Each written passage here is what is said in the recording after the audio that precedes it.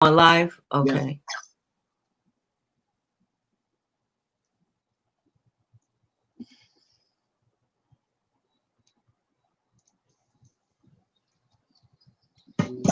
Okay.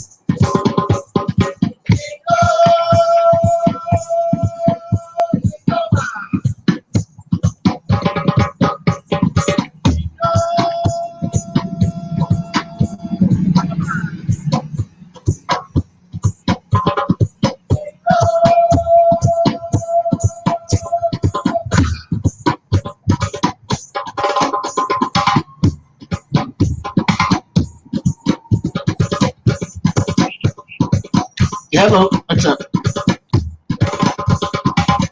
Hello. Yes. Good morning. No.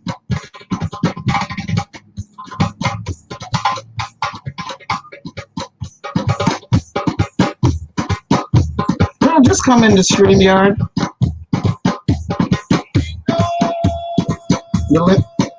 Just click and come in. That's it. Do your thing.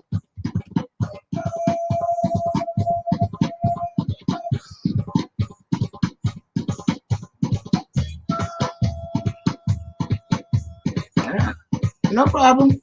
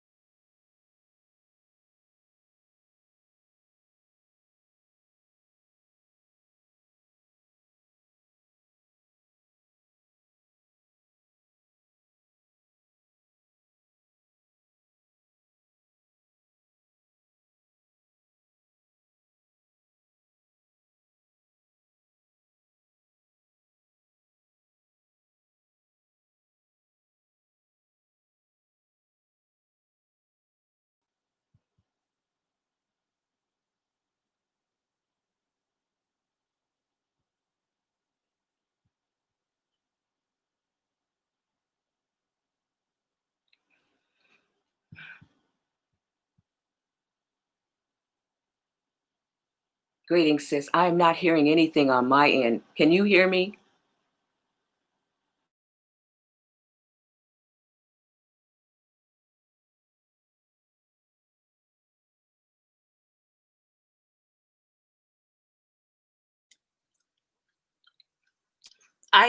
I can hear you.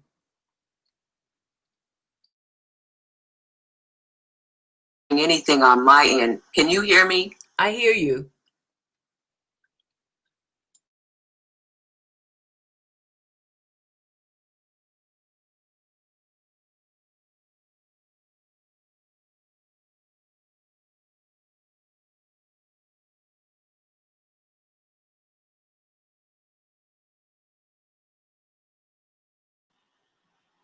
Greetings and welcome to virtual Sankofa.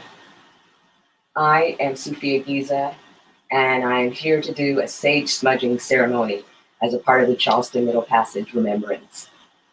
Sage is sacred to my ancestors. If you want to take a minute to get some sage for yourself, please do, and join me as I begin. This sacred sage burns as I commune with the Creator. To cleanse this space, to protect my home, to heal and bring strength and peace. For the new beginnings in the East, of new birth each day. The warmth and light of the South, for growth. Closing the day in the West, for maturity. To the North, gives wisdom and guidance, transition. When I burn sage, I usually go through all four corners of my home, and you can do that as well. But for the most part today, I'm going to just sit and do this so that I can commune with you as well. If you have your sage, we're going to begin. I am burning mine in an abalone shell, and I have a feather that is traditional. Today, the theme is honor yourself. Smudging with sage cleanses the energy and calibrates us. This is a prayer for transformational healing, because healing yourself allows you to heal your ancestors. Smudging with sage allows us to honor our ancestors. So may all ancestors put good thoughts in our minds, and we receive it for the betterment of these times. 2020 means perfect vision. So stay in your heart center and keep looking to the sky. Honor yourself. In these times of pandemic, we must be revolutionaries about controlling our health and wellness.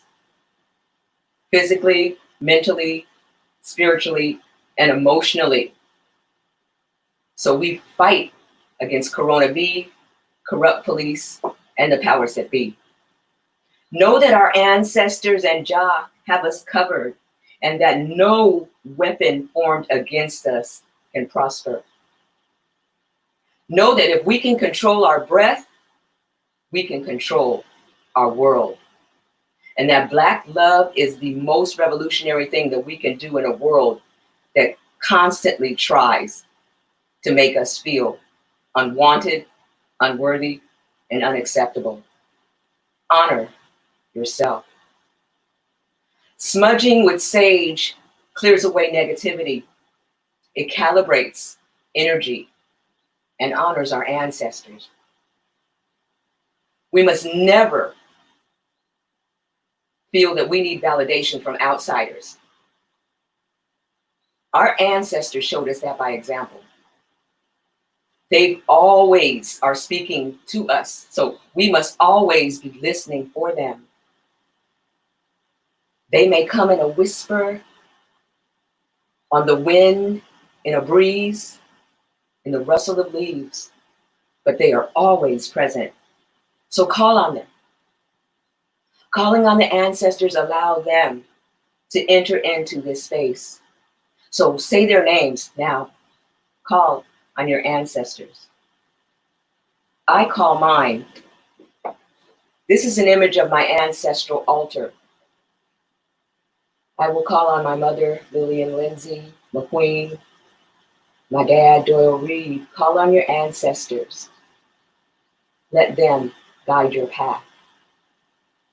It's transformation time. Healing is liberation. So we must do the work to heal ourselves, our families, our ancestors. Uplift your heritage without apology. Because when you heal yourself, your ancestors heal too. Start with breathing and breathe deeply from the diaphragm like babies do. We come into the world knowing how to breathe correctly. We just get dumbed down in the process of life. We'll do that a little bit later on with some yoga and meditation following the smudging. Breathe through your nose, slowly in and out. Breath work frees up the soul and allows the body and mind to calibrate positively. Again, we'll breathe and deeply during meditation a little later. But in your daily life, don't forget your breathing. Start with 5 minutes a day. 5 minutes of silence. No thingness is everything. It's transformation time. So honor yourself. Breathing deeply will center you. Breath stops anxiety. It stops depression, which stops oppression. Extend the exhale, and that boosts your immune system. Breathe in and out deeply through your nose. Be a revolutionary for your health and wellness, and breathe through anything that comes your way. Smudge through everything that comes your way, knowing that this too shall pass. Honor yourself always. I want to thank you for joining me in this sage smudging ceremony. Again, my name is Sophia Giza. If you are on the path of transformation, health, and wellness, I'd be more than happy to help you. You can reach me at sophia.giza@gmail.com. I just wrote a vegan cookbook, putting my 30 years as a Gullah Geechee vegetarian and vegan to use by sharing over 90 recipes and food tips. It's available on Amazon, and it's free for Kindle Unlimited users, so please take advantage of it. It's called Vegan Soul Food, Food for the Soul. Again, I'm honored to have made this offering today for the Sankofa, virtual Sankofa, honoring our ancestors. Aho, Hetepu, Sila, Paz, Shalom, peace, Ashe. However you say it, be it. I'm going to take a little break. I'm going to put on some music, actually my own dub poetry, while I make a quick change so I can come back with some yoga and meditation so that we can be transformed in these times. We have seen what James Baldwin called the fire next time. Now it is time for light workers to step forward and create balanced harmony. It is time for the water bearers to come forward and quench the thirst, blessing the universe. So again, my prayer is that you honor yourself. Thank you. And please hold on just a minute while I get changed. Hetepu.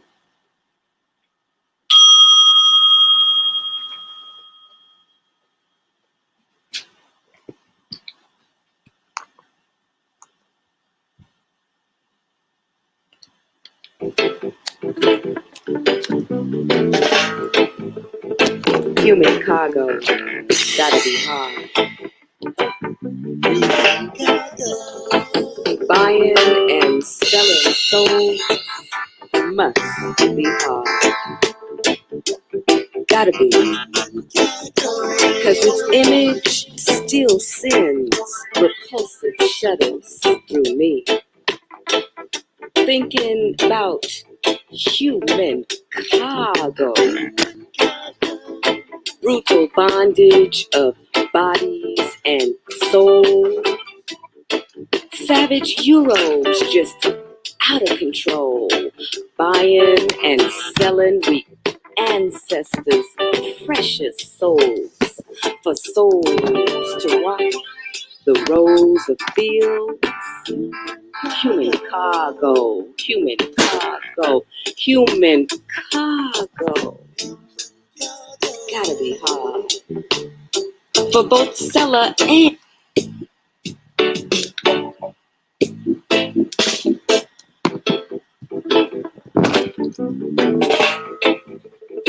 human cargo. Gotta be hard. Buying and selling souls must be hard. Gotta be. Cause its image still sends repulsive shudders through me. Thinking about human cargo. Brutal bondage of bodies and soul. Savage Euros just out of control. Buying and selling we ancestors' precious souls for souls to walk the rows of field.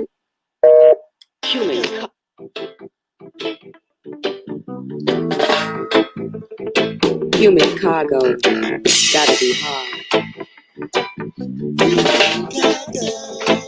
Buying and selling souls must be hard. Gotta be.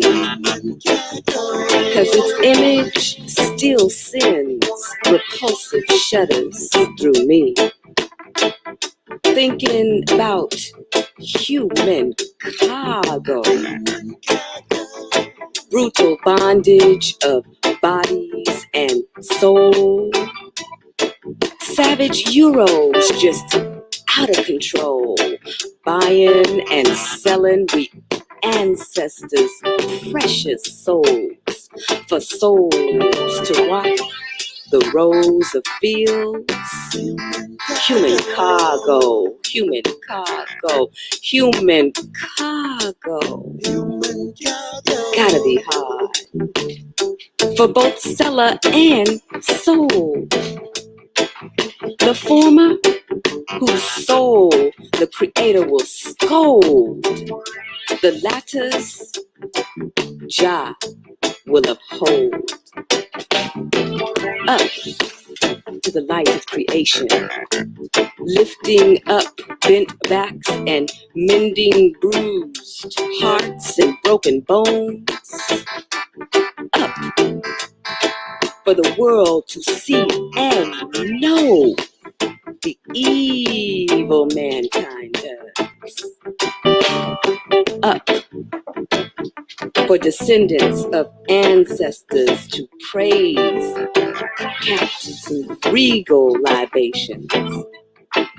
Up for the benefactors of African labor to shame their wicked role.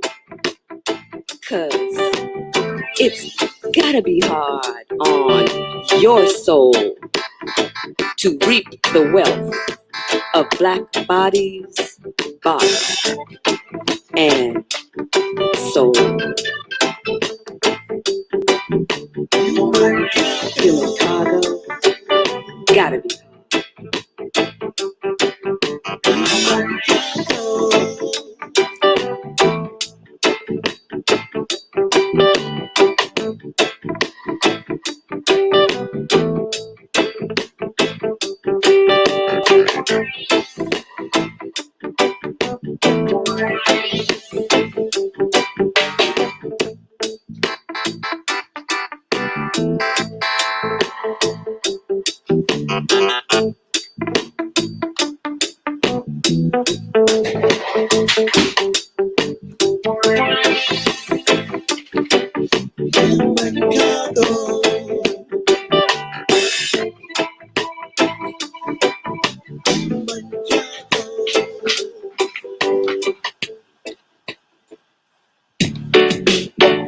The Declarations of Innocence, also known as the 42 Confessions of Ma'at.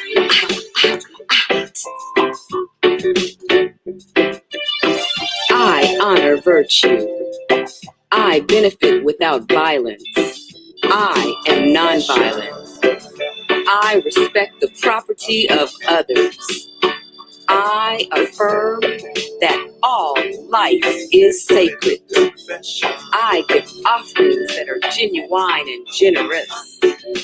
I live in truth. I hold sacred those objects consecrated to the divine. I speak the truth. I eat only my fair share. I speak words of good intent. I relate in peace. I honor animals as sacred. I can be trusted. I care for the earth. I keep my own counsel. I speak positively of others. I remain in balance with my emotions. I am trustful in my relationships. I hold purity in high esteem. I spread joy. I do the best I can. I communicate with compassion. I listen to opposing opinions. I create harmony. I invoke laughter. I am open to love in various forms. I am forgiving. I am non-abusive. I act respectfully toward others. I am non-judgmental. I follow my inner guidance. I speak without disturbing others. I do good. I give blessings. I keep the waters pure.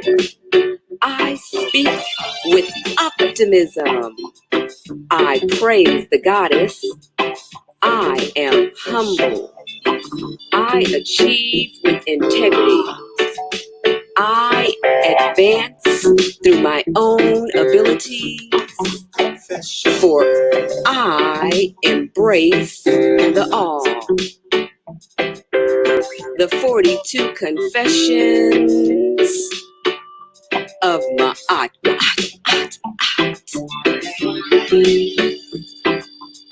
The 42 Confessions of Ma'at.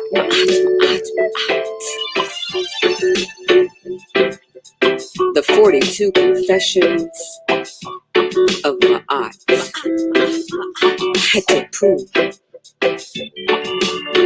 The 42 Confessions of Ma'at. The 42 Confessions of Ma'at.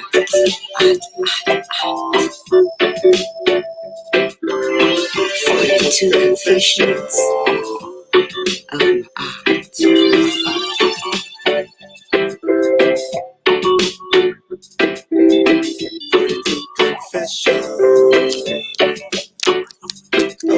Thank you for your patience. And I am back. I'm going to go over to my mat. And I hope you have a mat or you're sitting on some carpet that is not going to slide and slip. So even if you're sitting in a chair, there's some poses that you can do here with me today. Again, my name is Sophia Giza. We're going to go through a little bit of yoga and meditation to help us stay centered in these times. I want you to sit straight up like there's a cord from your head to the heavens, pulling you up. Resting your hands with your palms face up on your knees and roll your shoulders back. I want you to tilt your forehead toward the ground in front of you and close your eyes. As we begin by taking a couple of good deep breaths Again, we're going to breathe through our nose. And as we breathe, we're going to expand our diaphragm. Our stomach should go out as we inhale. And we're going to do it slowly at a count of 4. 2, 3, 4. Pause and exhale.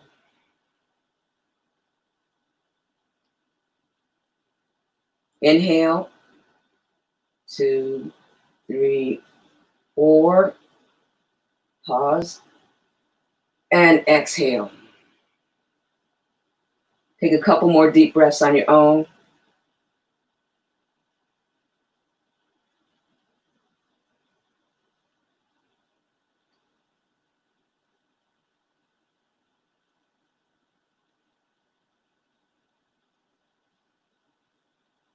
And as you exhale, just release and let go of any tension in your body.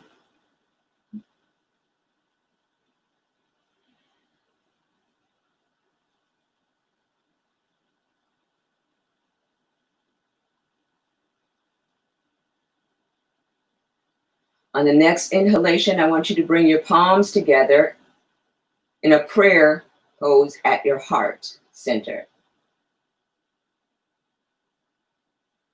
Exhale. Taking another deep inhalation. And on the exhale, we're going to tone an ancient Kemetic sound. Ung.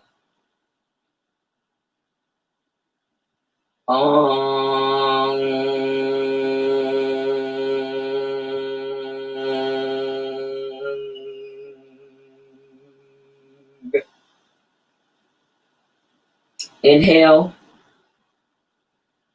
And on the exhalation, bring your hands back down, resting on your knees, and slowly open your eyes so we can begin.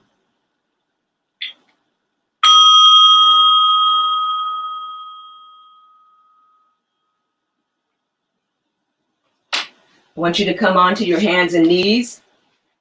Make sure your hands are directly under your shoulders. And we're going to go into table to start cow and cat pose. So exhaling all your air out and tuck your tailbone in, bringing your chin to your chest. Into cow. And inhaling, raising your forehead, nose, chin, and your tailbone up into cat. Exhale, cow. This is going to open up our spine so we can begin to do some poses. And inhaling up into cat. Exhale, tucking your tailbone in, chin to chest. And inhaling, forehead, nose, chin up, tailbone up into cat. I'm going to do a couple more.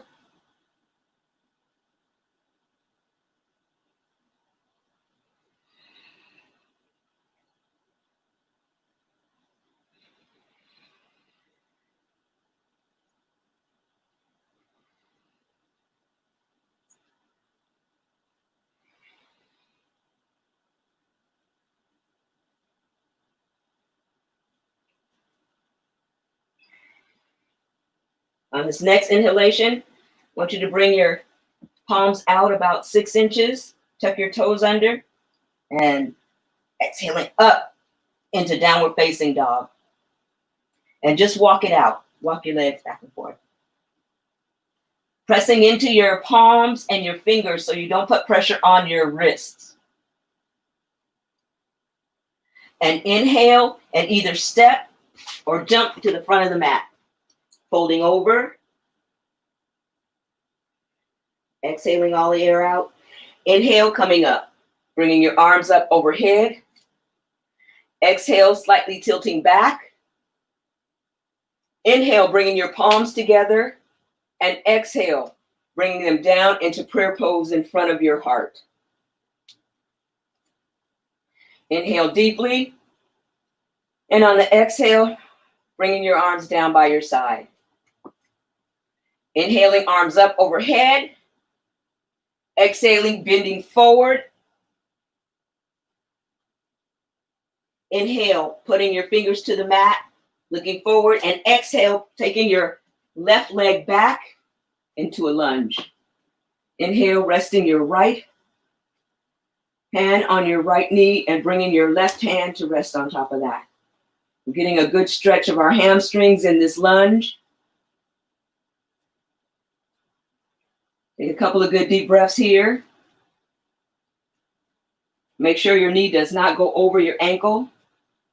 Alignment is really critical in doing yoga and making sure that you're getting the full benefit of it and you're also protecting your body at the same time.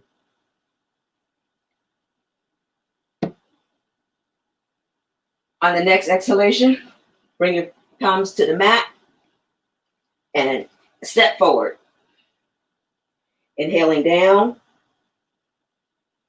and exhaling. Inhale, bringing your palms to the mat.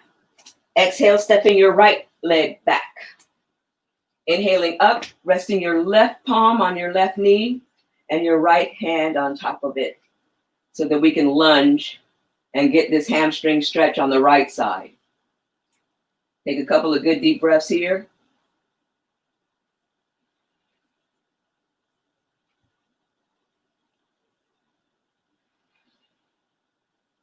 Inhale, bringing your palms back to the mat.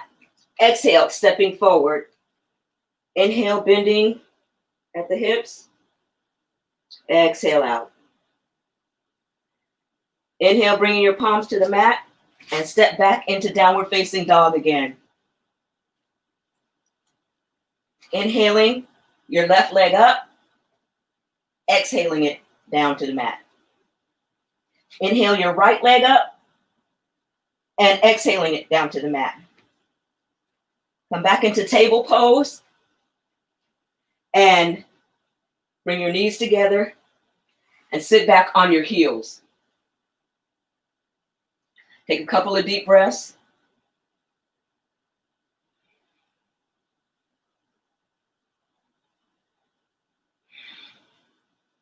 Inhale, slightly coming forward, raising your hips up, tuck your toes under.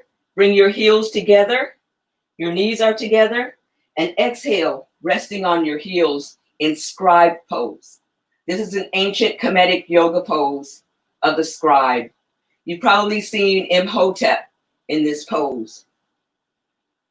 This is great because it works on the meridians of the feet that go all the way through your body. And this pose triggers the shoulder and neck. So if you've been doing a lot of work on the computer, this is great to help open up some of that tension in your shoulders.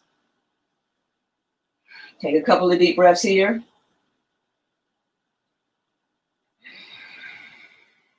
And if you can't go all the way down, don't worry, go as far as you can. It's not about stretching beyond your limit. Inhale, bringing your palms forward. And bring your knee on your left knee up and stretch that right leg back. Your left foot should be facing the long edge of the mat as you try to bring your hips down. Pressing your palms into the mat. This is stretching your back. Take a couple of good breaths here. And don't forget to pause between the inhale and the exhale.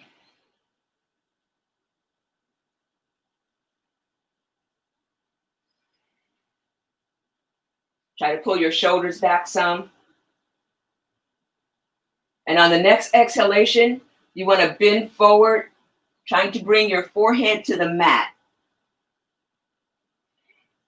Go as far as you can. Don't push yourself. If you can't go all the way to the mat, just go as far as you can.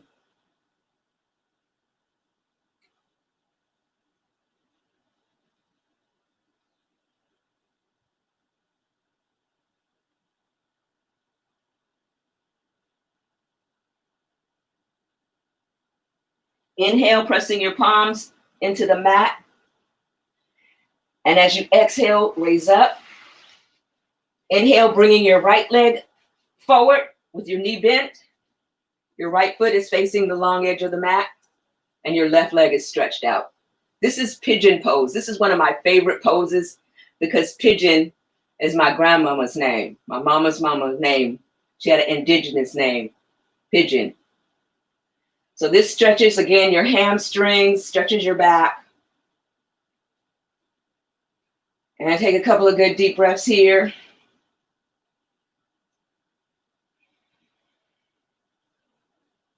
Rolling your shoulders back. On the next exhalation, again, bend forward, bringing your forehead as close to the mat as you can get.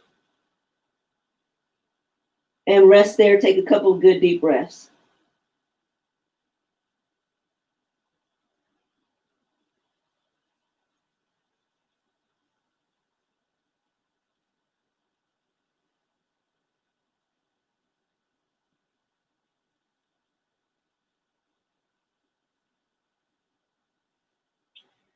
Pressing your palms into the mat. Inhale, coming up. Stretch that leg back. And we're going into downward facing dog again. Come down to the mat and either go all the way down, or you can rest your hands and your elbows on the mat and come onto your belly, resting your forehead on the mat. Placing your arms under your shoulders, lift your forehead, nose, chin up, leaving your waist on the mat into cobra. This too is a great back stretch. Your feet are flat on the mat. Exhale, coming down.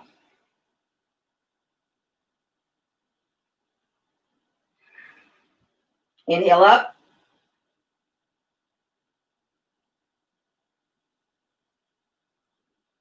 And exhale, coming back. And stretching all the way back onto your heels into child's pose. Give you a little bit of rest here. This is one of the few poses where you can rest in yoga.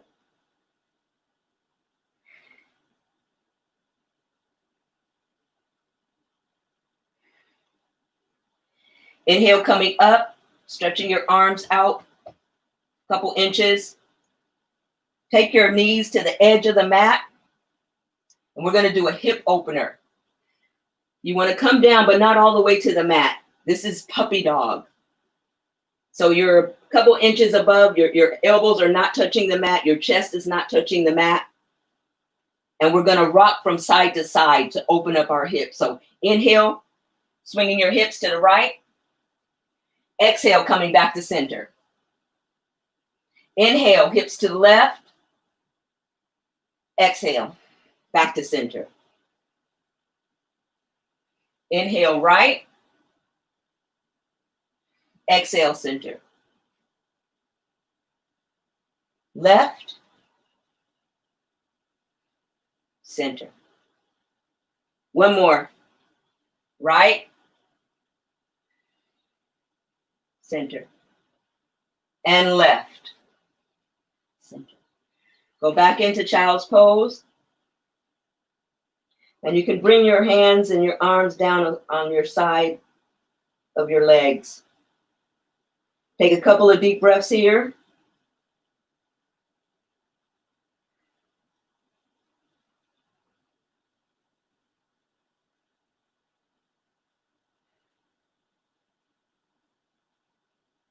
Inhale, coming up. Exhale. Bring your arms forward, back into downward facing dog, and jump or walk to the front of the mat. Folding forward on your exhale. Inhale, coming up. Arms overhead. Exhale, your palms together. Inhaling them to your chest in prayer pose. And exhaling. Bringing them down to your side. Now bring your right hand over your chest and your left hand in front of it, about an inch away from your chest. Bring your feet together, your knees touching. And we're going to inhale and raise our left arm with it bent at the elbow. Inhaling and exhaling. And now rest that right palm on your heart. Inhale, looking into the crease of your elbow. Exhale. One more good inhalation. Inhale.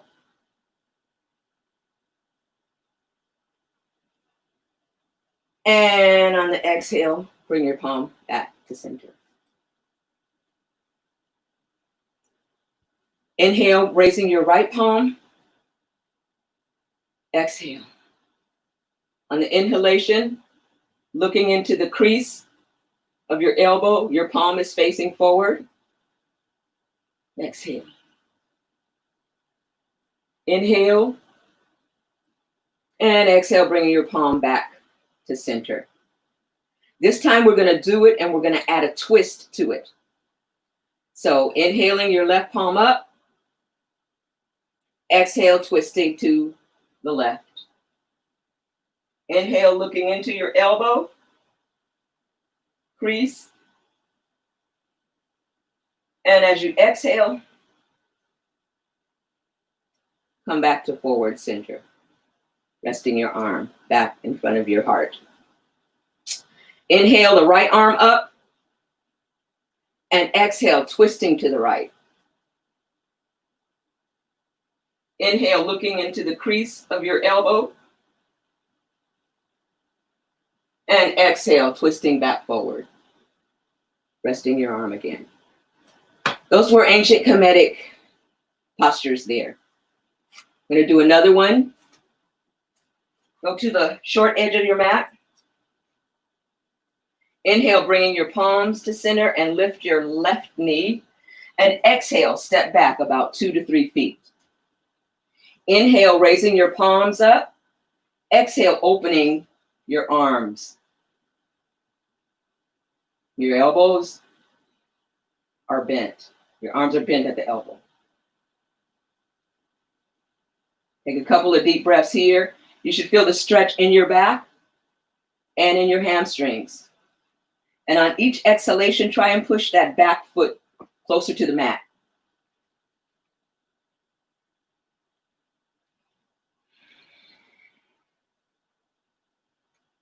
Inhale, bring your palms together, your left knee up and resting your foot back down onto the mat.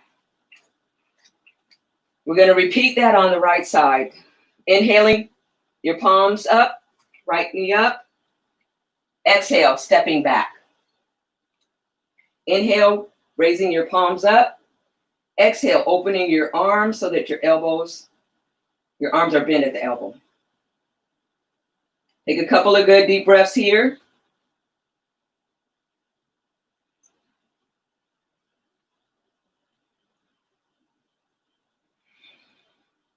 And again, with each exhalation, try and push that back foot closer to the mat.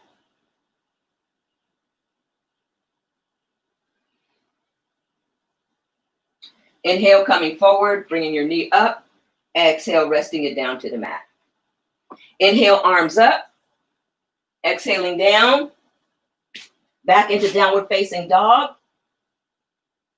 Come onto your knees in table pose. And sit on your hips, swinging your legs around in front of you. On the exhale, we're going to come down onto the mat one vertebra at a time. If you need to use your arms as a support, rest your elbows on the mat and come on down. Inhale, your legs up. This is an inversion pose. It's called legs up the wall. This helps to recirculate the blood, bringing it back down into our head. We're always on our feet and rarely do we ever invert. So we're recirculating, re-energizing, and at the same time, this is a relaxation pose. If you have a problem sleeping at night, insomnia, it's great to do 10, 15 minutes before you go to bed. If you have a headboard at your bed, it's great. Just put up the headboard and just relax and breathe. deeply.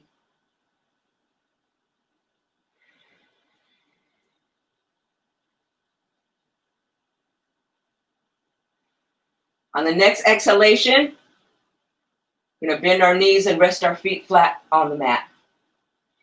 Inhale, bringing our arms out to the side at shoulder height. Exhale. Inhale your right leg up and cross it over your left. And exhale, dropping your knees to the left and looking over your right shoulder. Keep your shoulders on the mat. Take a couple of deep breaths in this twist.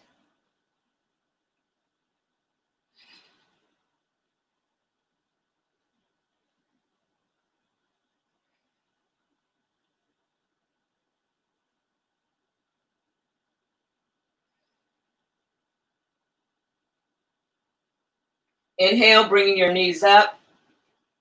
And uncross that right leg, resting your foot back onto the mat. Inhale your left leg up. Cross it over your right.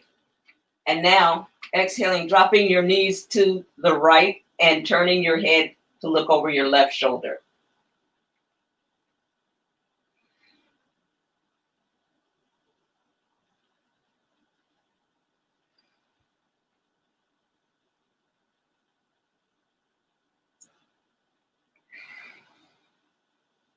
Inhaling your knees up and uncross your left leg. And now, I want you to bend your knees, bring your feet up, and grab a hold to your toes. This is happy baby.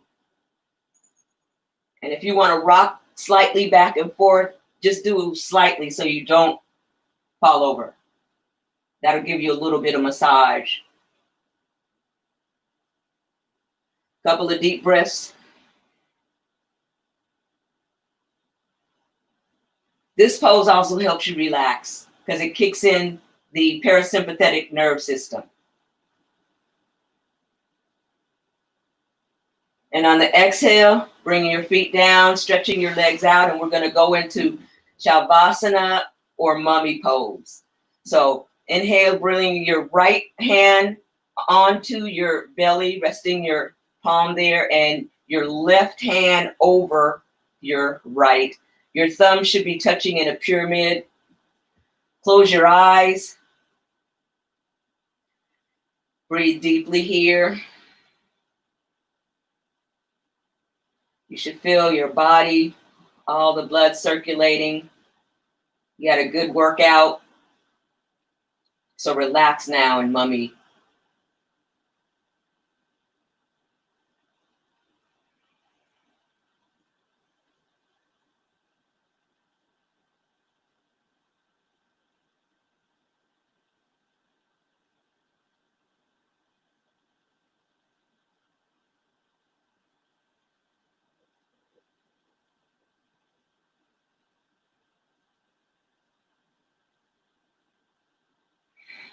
You can wiggle your toes and rock your head back and forth, keeping your eyes closed. Roll over onto your right side and slowly push yourself up in a seated pose.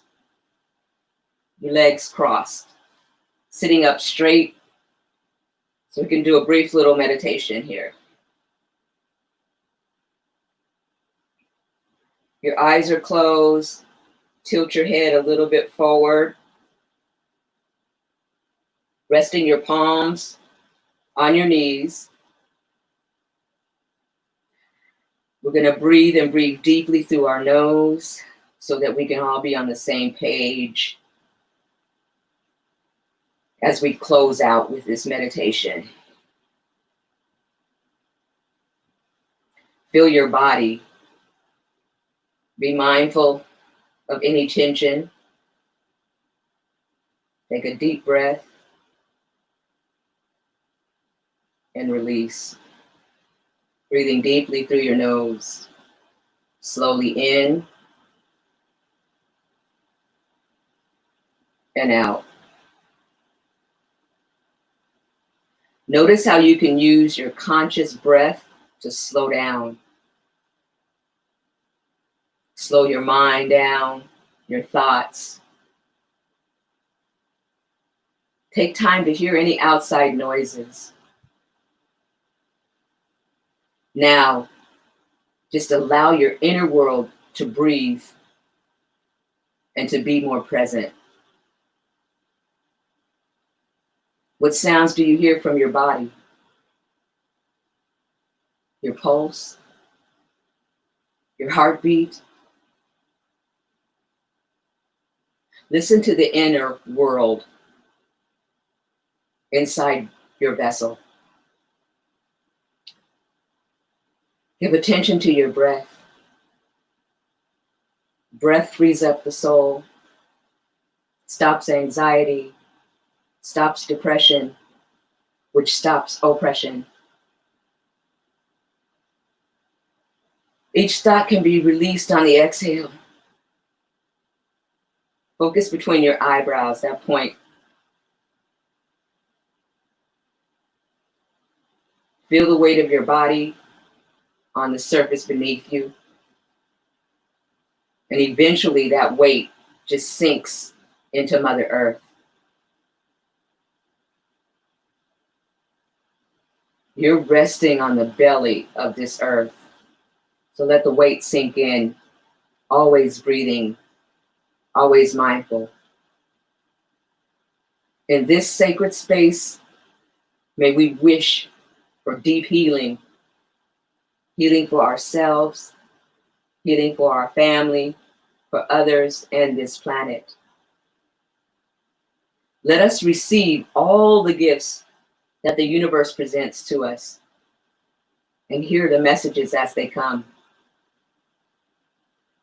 Embrace our ancestors, for they've sacrificed greatly for us to be here today. And know that your blessings have your name on it. Each mindful breath can be a prayer for tranquility. Inhale radiant light. Exhale darkness. Inhale abundance, health, and wealth. Exhale lack and poverty thinking. Inhale love and light. Exhale pain and disease.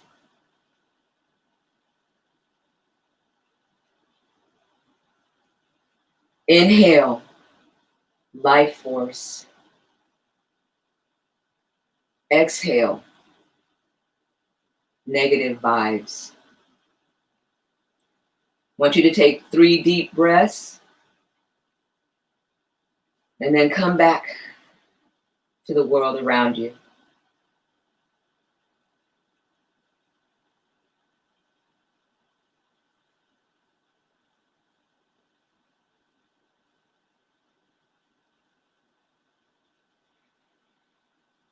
Inhale, bringing your palms together at heart center in prayer pose. And on the exhale, we're going to chant the ancient Kemetic tone, Ang. So inhale again deeply. And exhale.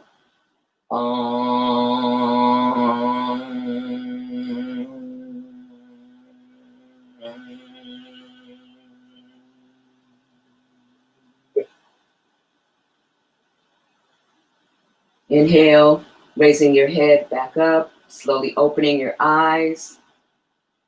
And on the exhale, bringing your palms back down to rest on your knees.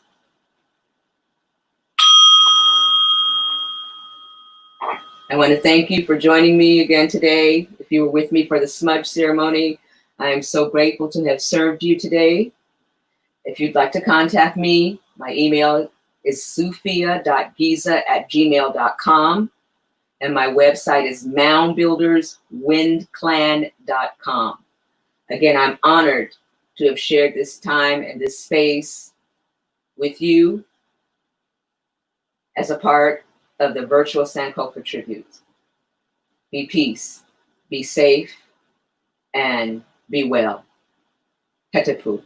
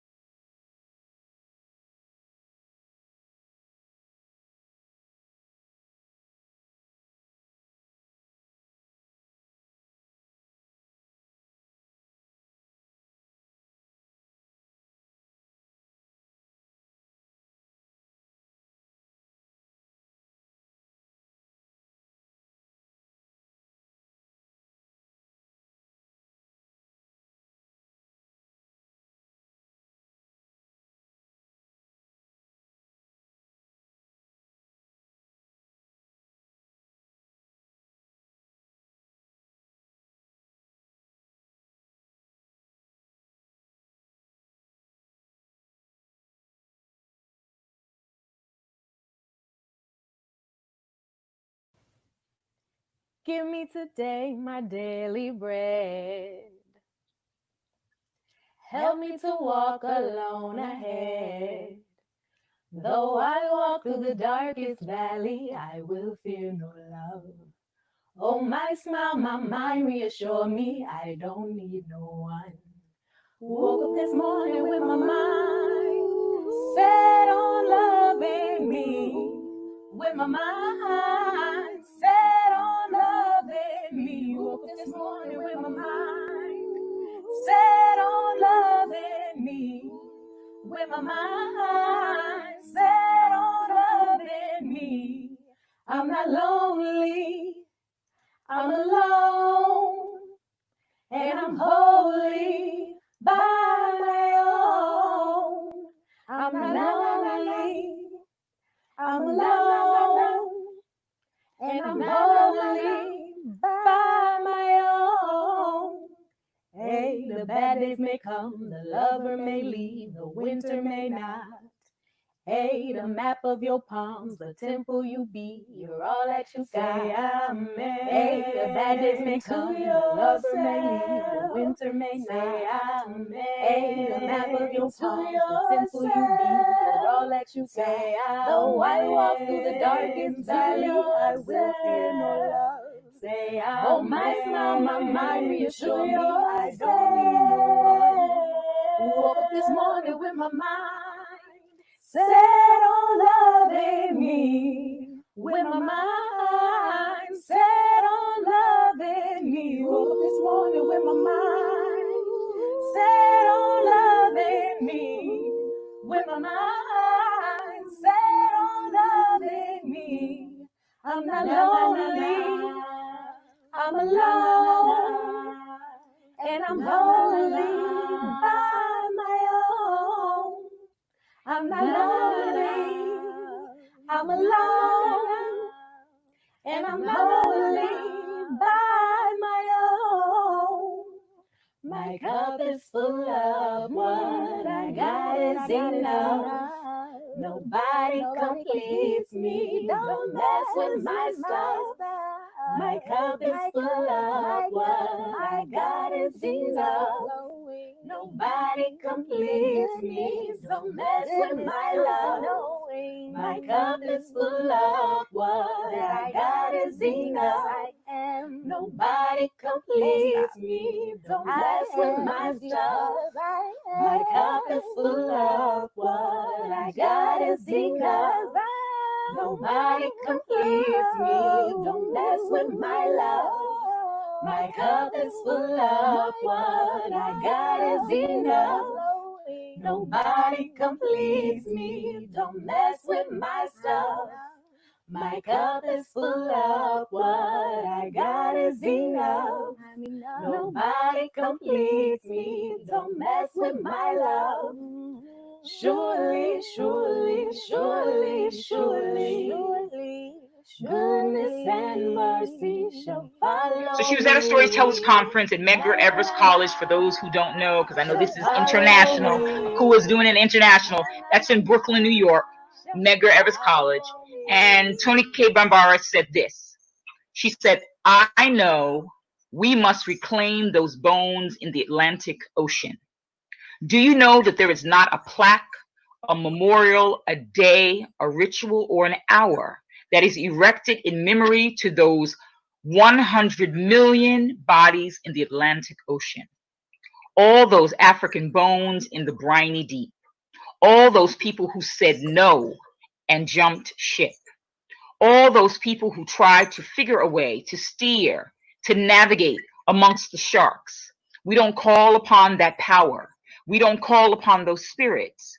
We don't celebrate those ancestors.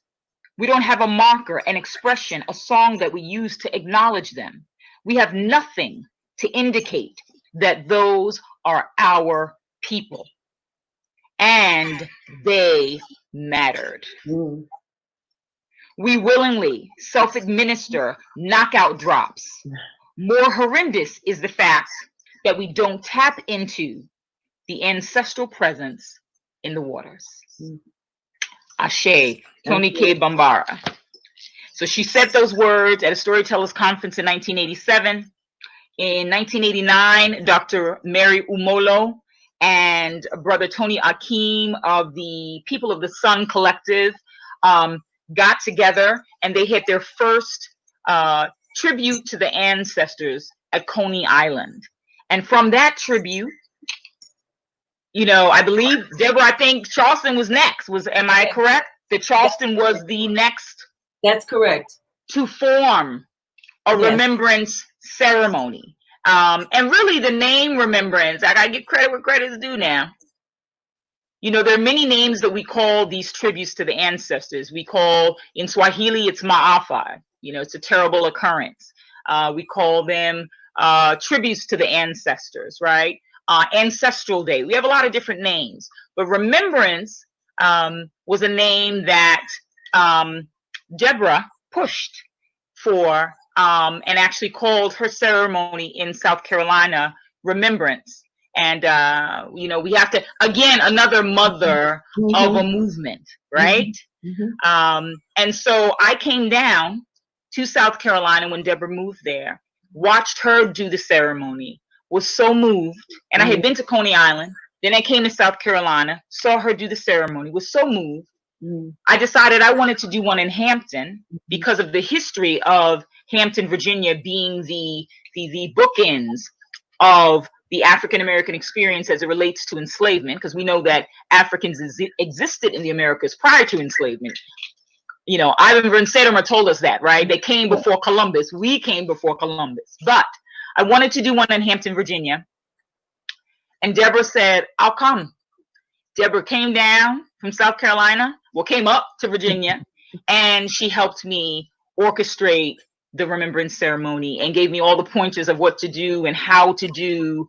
And so, you know, it has grown tremendously. This movement that started from, you know, her mouth, right? She gave voice to a call. I say she put out a call out there into the community. You know, that's part of her activism. She put that call out and said, we need to honor these ancestors. I refer to these ancestors as the Africans that the world forgot, because everyone remembers what happened during slavery. They know that a ship came, loaded Africans. They were dropped off in the Caribbean and the United States and Europe and all these places. But no one talks about what happened during the middle. No one talks about those that fought back and resisted a life of enslavement, those who jumped, as she said, into the shark-infested waters, that drowned, those who were healthy and were thrown into the Atlantic Ocean because they were running out of food or because they were the resistors. You know, the lie that they tell us, or the lie that has been told, is that Africans did not resist. We have always resisted the oppressive forces. We resisted on the shores of Africa. We resisted on the ships. We resisted coming off of the ships, and we're still resisting, looking at what is happening with these current situations of Black people dying at the hands of racial terror, is what I call it. So we've always resisted. But yes, it goes back to the mothers of the movement. And the piece was in 2014, and it was called Mothers of the Movement, Remembering Bambara and the African Bones of the Briny Deep. Regina Williams is the former president of the Charleston branch of ASALH, and she brought ASALH on board in an active role for the Remembrance program, and she herself taking on much of the important administrative duties of the Remembrance program. So we thank you for that. And that, of course, along with Julie Sanders Monroe, and I think Donald West was also a part of ASALH too. But Regina, do you just want to say a few words, just introduce yourself a little bit and just say a few words about your role in ASALH and your coming into remembrance and honoring the ancestors? Well, my introduction to ASALH was very interesting. I initially thought I was going to a writers group. And then I found out that it was a history group, which was even more intriguing. It turns out that it is a really wonderful connection to the remembrance. we had been involved with various holidays and celebrations for our ancestors, whether it was the original Memorial Day or, various and sundry other events, including the history event at Magnolia.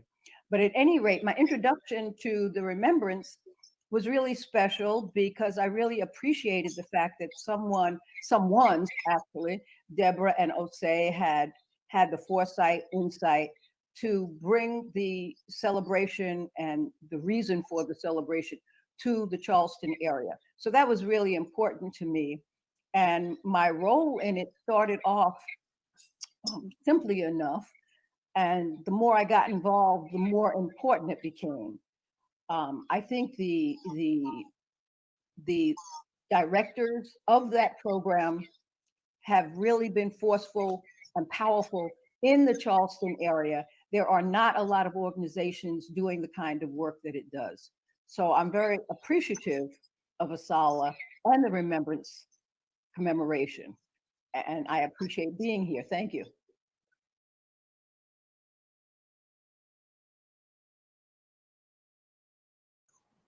I am Osei Chandler, a founding member of the Charleston Remembrance Program.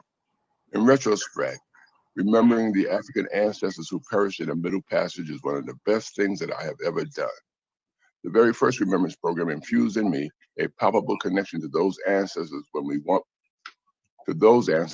waded in the waters through which the slave ships passed en route to the docks where the survivors were offloaded. I am very grateful to Deborah, Brenda, and Regina, plus the young bloods that will carry this important mission forward, Kwanzaa, Jonathan, and Talim. Aluta Continua, the struggle continues, Asante Sana. Thank you, Osei. Did you, this is Deborah, did you have any idea when we first started this that we would be going this long? No, I did not. I don't think about them things. I just do it at the moment, and then here we are still doing it. That's why I say it's one of the best things I've ever done, because we're bringing this aspect of our culture to our people here in Charleston, who many didn't have a clue. And for those that did, it's refreshing, because sometimes we feel like we're on an island out here, you know what I mean? So I had no idea it would last this long, but I'm very proud that it has. I'm very glad that it has. I wish I could last long. Well, I'm going to have to retire, but from this committee, but we have, it was you, myself, Kwajo, we got started. Yeah. And Michael Allen was with us during that time. And then, and that was Alexander Ravenel, I think, was doing the libation originally, if I'm not mistaken. I think. And then Adjo Palmer came on. That's what I remember, Adjo. But I know, and I don't even know if it was a libation at first or just a prayer. It's hard to remember. It was just a prayer. Okay. Yeah. And that was Alexander Ravenel, I think, who was like a minister or something. And we had a large contingent, a palpable bunch of ministers and we had different religions represented. Christians were there. Right. We had Muslims and stuff like that, and brothers from the African village. So different religions were able to honor the Africans in the Middle Passage, and we brought that together. I felt like Bob Marley at the Peace Conference in Jamaica when he brought Siaga and the other guy together on stage. We brought them all together. Right. That's true. Yeah, we did have the clergy represented from various different faiths during those early days. And so then we had Adjo Palmer, and then of course she left and moved back to Ghana.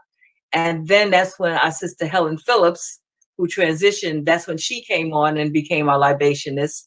And then of course, libation. Yes. She made people understand what libation was about. Right. Yeah, that's a big loss. And then of course, our brother Bob Small, who was a drummer and always brought the drummers out and stuff like that. We didn't even have to worry about drummers back then. Not a bit. He was down with everything, just 100%. Right. We almost need to consider him a founder, because he founded the drum aspect of it. I agree.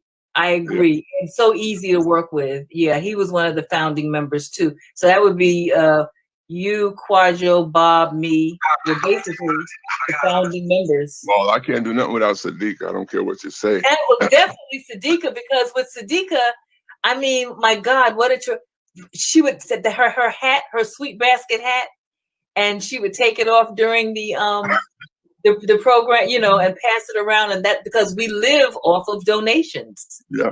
We never had money from anybody. It was either out of pocket or donations. That's how we basically, you know. Yeah. And who could refuse Sadiqa? She put that hat in front of them. They had to put money in. They could not refuse. Exactly. If they wanted to, yeah. And then Jewel every year came out, you know, would drive in from Atlanta. Your sister. Well, yeah. That's right. And what's the elder woman that passed away from Brooklyn? She used to come every time until she couldn't come no more. That was Miss Williams. Josephine Williams. Yes. That was Miss Josephine Williams. She came every single year, the elder, yes. And always said something too. She wasn't just coming and hanging out, you know. She was beautiful. I miss her. Yeah, absolutely. She yes. I mean, there was so many people back in we lost a lot of people. Yeah. So many people from those days transitioned and moved on into the ancestral realm. So we honor them as well. Because the programs were always good. I mean, every year it was different. I mean, it was different, but it was always good. And of course, you know, I give Ezekwe, your son, Ezekwe Chandler, a lot of credit, because when he came on, first of all, we were both happy because we were trying to retire at that point from the committee. Both of us were. And we met about it, and he came on board, and he brought in a whole nother energy, you know, and that energy has remained with Remembrance. So we definitely want to give him credit. And he, you know, he had to move on and live his life. But whenever he's back, he'll be there. Good, yeah. And then, of course, Brenda came on with another, but by the time Brenda got there in 2012, with another whole energy too. You know, she's taken it to another level with the social media and just everything. She kind of re-energized us, you and I. Yeah. I'm gonna tell you this too. Ezekwe and Cheo did the same thing with my radio show.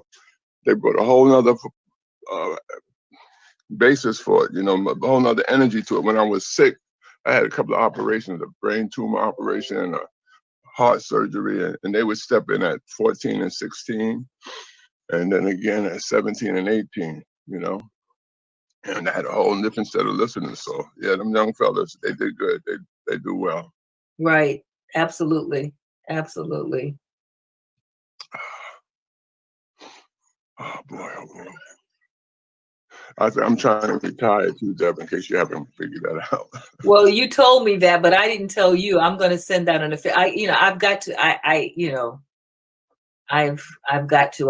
think, I'm sure.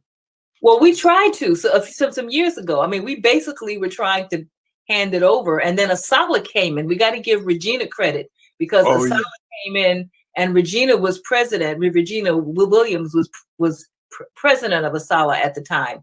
And really, honestly, without her coming in, and Julie Sanders Monroe, you know, they came in from Asala and really, you know, took over in terms of some of the administrative work, some of the stuff that I used to do.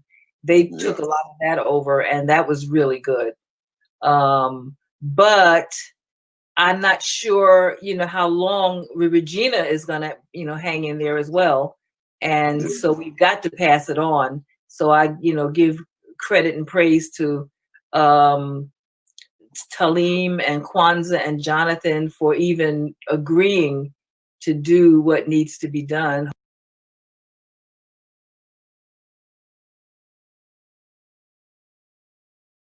And he's been here from the beginning as well. And he's going to give us a welcome from the National Park Service.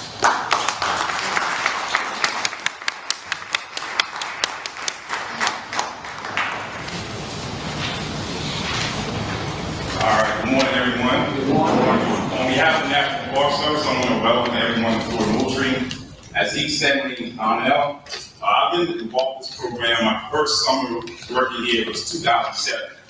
So my first task was to get the dog cart and drive anyone around that needed help with walking from the beach back to the pier. That was my first task here at the Park Service.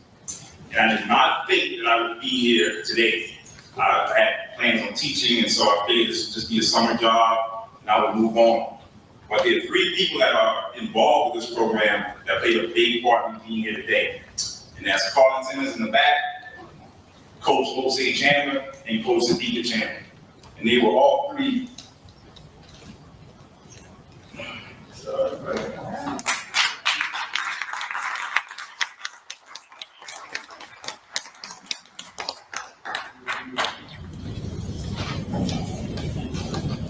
And Coach Sadiqa spoke at my graduation. And she played a big part in being here today.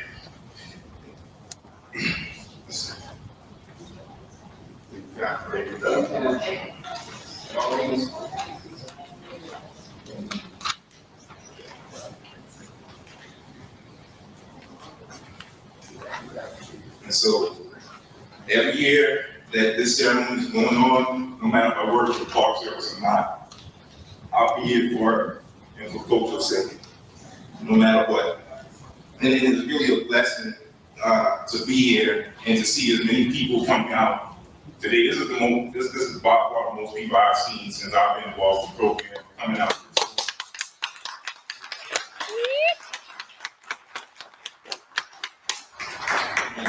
The Park Service, one of the goals of the Park Service is to stay involved with the community, and to do community projects such as the Remembrance ceremony.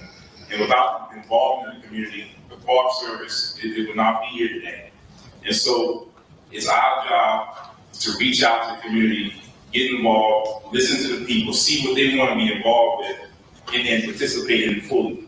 And that's why the Park Service, especially Carl and Timmons, Mike out, and that's why they're so involved with the Remembrance ceremony and so involved with getting the message out. And something I was telling Zeke about before I got started that I want everyone here to know about, especially if you're a teacher or you know someone in school that goes to the Title I school that may not have the money to go out for something or come out before the movie. We're constantly applying for grants at the Park Service, and recently we applied for a Ticket to Ride grant, which would provide transportation to students from Title I schools, elementary through 12, to come out before something. It'll be a trip that's at no cost to the school. And so if we don't know about that, and if the teachers don't know about it, the children won't get that opportunity. So please spread the word to teachers, community members to stay involved with the Park Service. Contact Carl, contact myself, contact Mike Allen to find out what opportunities there are for children here at the Park Service. And that goes from field trips to even job opportunities. Like when I started, I was still a student at SC State and got involved in a summer program called the STEP program that was my foot in the door to working with the park. And since 2007, I've grown as a person, grown in my knowledge, the history of Southern Island and Charleston, period. And I want to share something that I learned involving one of the places we played soccer at. When I started playing soccer, Coach would say we had what's called a Romney Field. It's the area where you were like me, you had free public education here in South Carolina. You could look to men like Robert Smalls, who played an integral part in free public education in this state. And that policy was eventually adopted throughout the country. And also, if you were in the Marines and you were stationed at Paris Island at one time, you can look to Robert Smalls for that as well. And so we have brochures on the desk, and so I definitely recommend that you grab one of the Robert Smalls brochures. And we also have information about 54 Massachusetts, which is a regiment that we will be commemorating next month in July.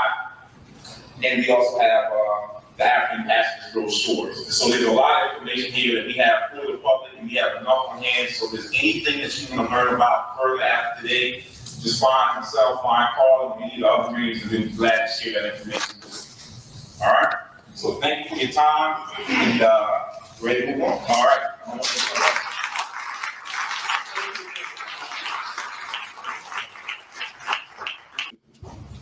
West Africa and Sierra Leone in particular. But West Africa did not provide the bulk of the people who came to the New World, particularly the people who came to the United States. West Central Africa, this area here,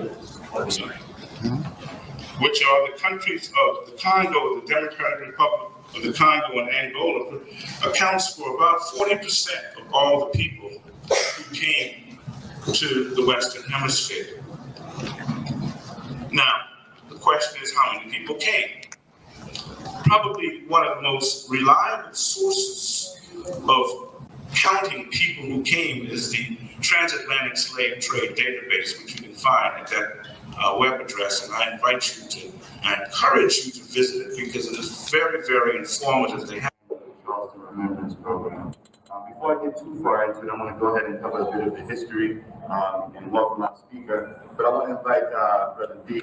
Daniel Singleton, who's with the National Park Service here, and has been working with us from the very beginning to say a few words, welcome us to Fort Moultrie, maybe speak on the significance of Fort Moultrie for a moment.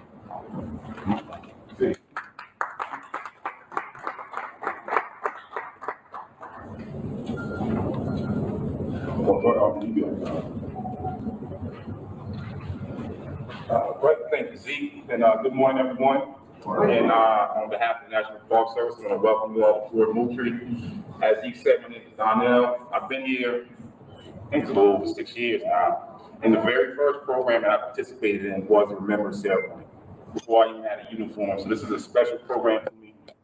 And before I go on, I want to say a special thank you to, I'm going to embarrass you for a second, to Coach Osei Chandler. He was one of my soccer coaches and one of the only African-American male mentors I had in my life. So he's a special man to me, and can we give him a round of applause?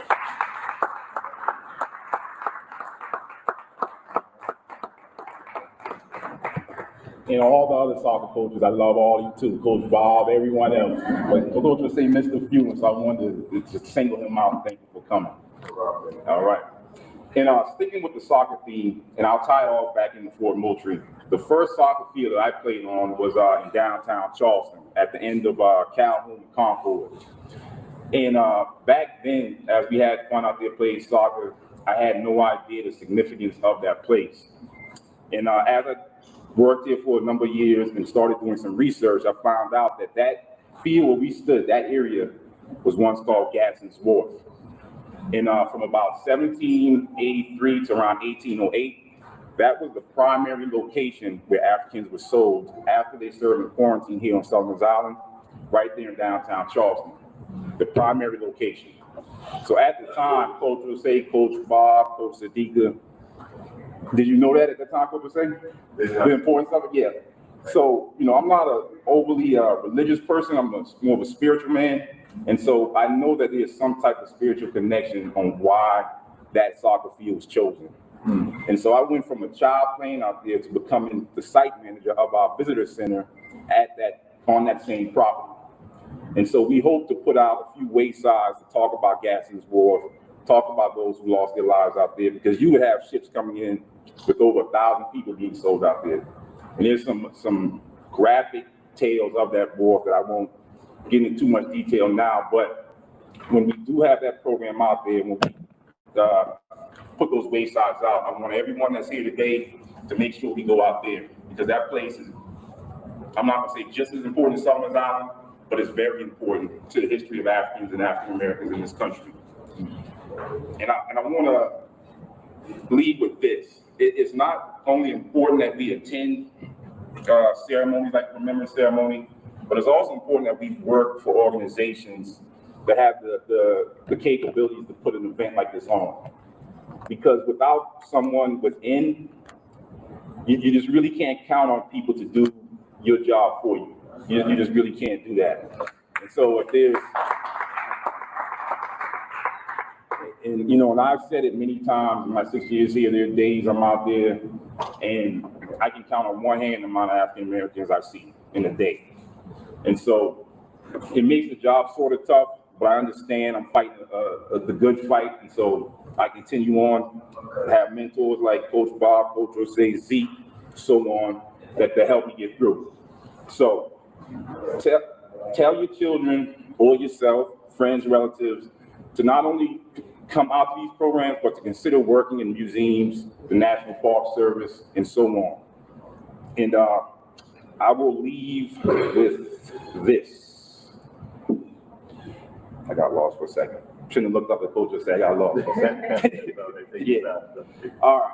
Yeah, well, I'll just leave it with this. Carlin Timmons, she will attend, and Carlin's been here from the very beginning as well. She was participating in that race, but Carlin will be here today, and Carlin has been a vital person in this program continuing on through the years as well.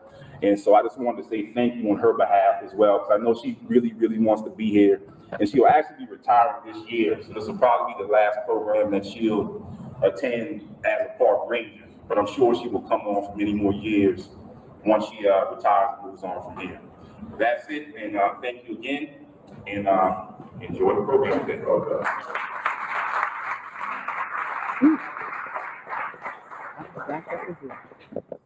So, they just reminded me to thank some folks.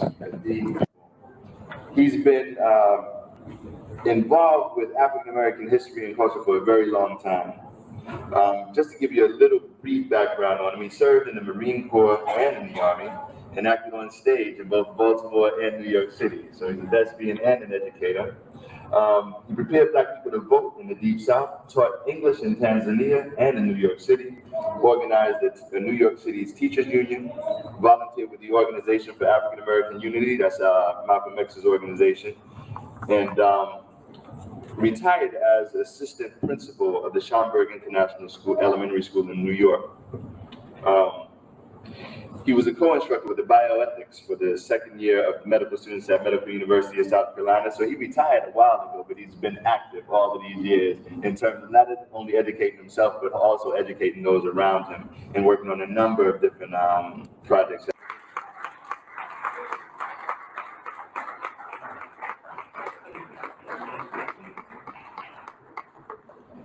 So he's going to present some slides, and hopefully we'll have a little bit of time towards the end for folks to be able to ask questions. And then we're going to try to stay on task. We're a little bit behind because of the bridge run with the introduction.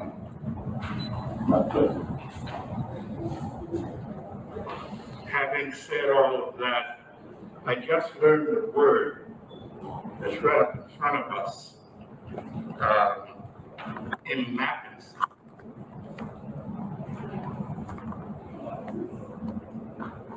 That's the first time I'm seeing that. And being my basic classroom, remembrance is a very interesting word for us to remember. It has to do with insufficient geographical knowledge. Most of us grew up, as I did, very much influenced by the Tarzan movement, family of folks in this country. And having said that, and with what Ezekiel just said, I want to start this by introducing you to a lady who was the major force in my childhood, but I was like this little one here. She sat on a porch that I played on President Street during the late 1920s. I became conscious of her around 1928, when I was 3. She smoked a corncob pipe, and much of her conversation were comments cussing the background. And the kids in the neighborhood would look over the fence and ask her how old she was. And she would cuss them and the background, but would comment that she was old enough to remember those so-and-so, and I don't want to use her language, because I was much older when I found out that old lady was cussing. I must have been 12 to 13. I said, well, you know, that's the stuff Grandma would say. But nobody said a word to her. Nobody said, shh, the children are here. And she would talk about witnessing her mother's whipping on that plantation near Columbia. Now, she spent 6 days a week on that porch, keeping an eye on me, tossing the buckram, smoking her corncob pipe, dipping snuff, and all day Sunday in a shouting Baptist church. It was Salem Baptist Church on Line Street near President in those years. And that was where she would take me as a child.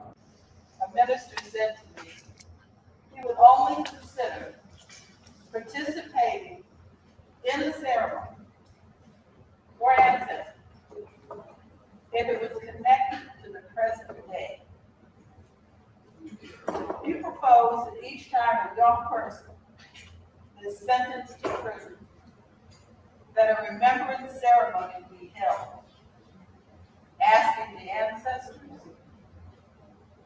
to intercede to protect that young person during imprisonment,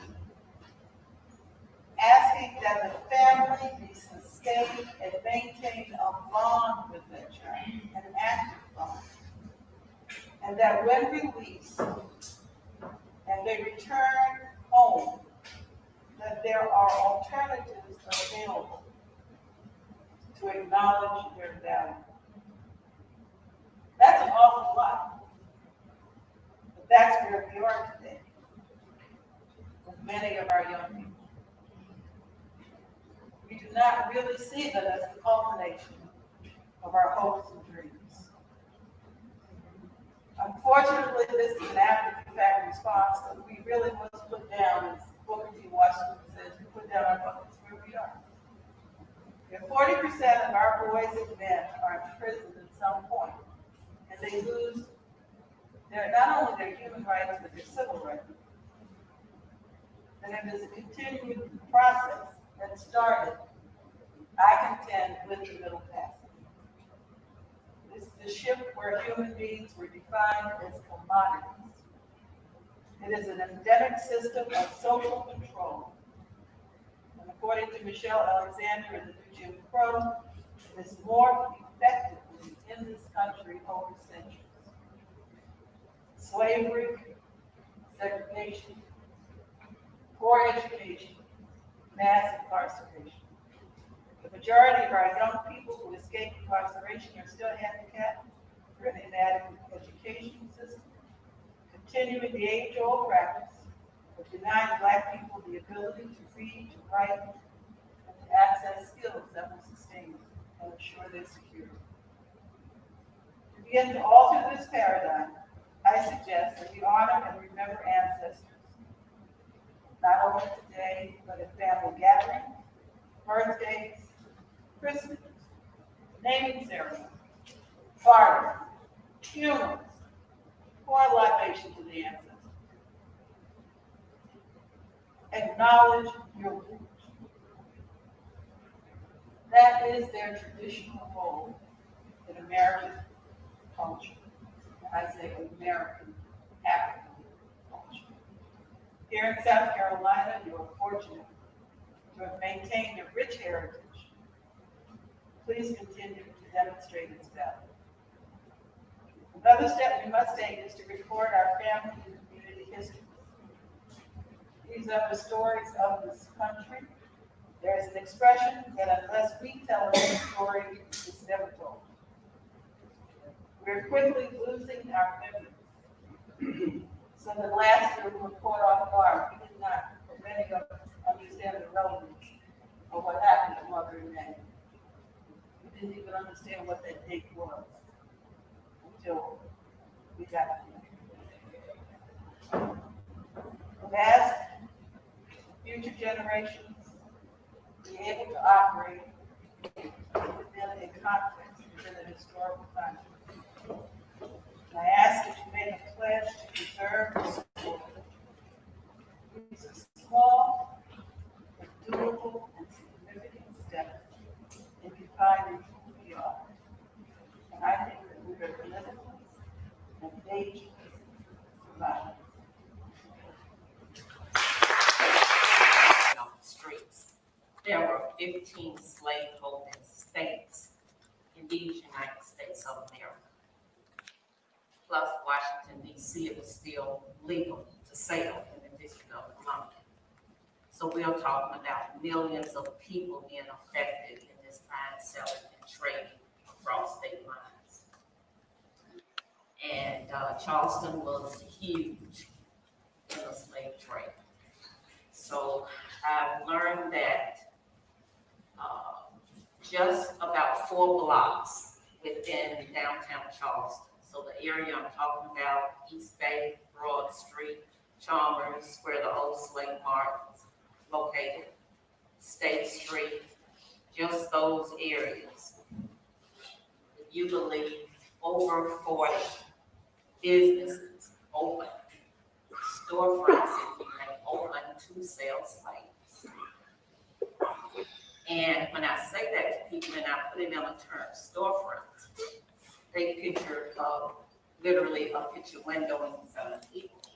It wasn't quite like that, but it was very, very close. What they would do is sometimes they would store people in the back of some of these buildings, or some of them have areas where today they are restaurants. And they have outdoor tables in those areas for us to eat. Some of those may have been places where they stored away slaves, waiting for day of sale. And so I've done some deeper research. There's even a wonderful book I will share with you right now called Slave Trading in the Old South. An old book that was, research was done by a man named Frederick Bancroft back in the early 1900s. And he traveled throughout the South and did, for whatever reason, his focus was selling and trading slaves. So he documents Virginia, trading, Missouri, other areas, and he has a chapter on Charleston. He lists names and addresses of different locations. And I've taken his research a step further. He lists 32. I found well over 100 traders who were doing business out of downtown Charleston, all located within that 4-block space. And once I found that, that has taken me now on a continuous journey to learn more. And so it's an interesting book, but it will perk your interest of all that was going on. So I'm going to give you some different things that they were doing, spending money, buying slaves. So basically, you could mortgage slaves, just like you mortgage a house. You could rent a slave like you could rent a car today. They use them as collateral. And so if you didn't have all the money to pay for your slaves, you could basically get them on credit, pay them off, then whatever you arrange the time is. And lastly, the life insurance policies on slaves. And that was very important because a lot of times when they were hiring them out or renting them out, the exact term is called hiring out. They might get killed or die in the midst of doing a job because the city of Charleston is renting them out. The churches that was built, many of those downtown Charleston, hired out slaves. And so they're doing all sorts of work. And that way that owner would be compensated for the loss of his property. Everything I've shared with you, I have documentation. Everything. So this is just the city of Charleston. Now, let me give you some numbers. The last census, 1860, that stated how many slaves were in this country. And remember, 15 states. That was right at 4 million. Right at 4 million people enslaved in 1860. So this is over a year before the Civil War started. So now we know that during the war, people started to run away and that sort of thing, whether they were going into the northern states or whatever. Still, these are people of African descent that are in need somewhere. So I still count them, even though those numbers will have changed after the Civil War started. Now, specifically in the city of Charleston, I have a census 1861, so I'm right in the year that the Civil War started. There was 17,655 enslaved people living just in the city of Charleston. I am very exact with that, so that you should. There was a little bit over 3,700 were called free colors living in the city of Charleston. The white population was over 26,000, so it wasn't quite 50-50 at that point. But all the enslaved people in the city of Charleston had to wear a badge, a slave badge. That was identification for them. Think about it, you got all these black people roaming the streets, going about their jobs. You couldn't tell if they were free or if they were slaves, because they all look the same, skin color. And so this was also a way that the city of Charleston made money off the system. The government agency made money off the system. So they charged the owners fees and they hired out their slaves. This is men, women, children. And so if a enslaved person was walking down the street, any white person could stop them and say, who are you and where are you going? You know, what's your business? They had to be able to present that badge. If they weren't able to present that badge, they are in dire straits. Now, on the other hand, if that person that they stopped was a free color, as the term is called, they had to prove that they paid their annual application tax on themselves, the annual head tax. If they could not prove that, then they are in dire straits as well. And both scenarios are going to the segregated jail for blacks. At that time, history was known as the workhouse. The workhouse was the punishment house for all blacks, slave or free color. So I'll give you the first scenario of the slave. That enslaved person, of course, is going to have to tell the jailer who owns him. They're going to contact that person. They're going to come and say, what do you want us to do with him or her? And they would make a decision to say, gotta punish him. How long do you want him to stay? A few days, a week, a month? I've seen all of the above, ranges of time. And what type of corrections you want us to do. So those corrections could be, and it's almost a receipt to check off. Run the treadmill. Treadmill is also a punishment to get on this thing and walk on it for as long as you can total. But it's also doing another job. It's either breaking small rocks that were used on the streets of Charleston, or it's grinding corn, for meal. So that's one of the things that may have been chosen for the person. The other is, do you want us to give them lashes, beatings on the back? Male, female, male and female. And they may decide, yes, how many? Do you want to have 3 a day? But, 3 every day that they're here, 5 a day, down to, at the end of that punishment, and doses of salt to the woman. And this is in writing, in black and white. Repeat that. Though adding doses of salt to the woman.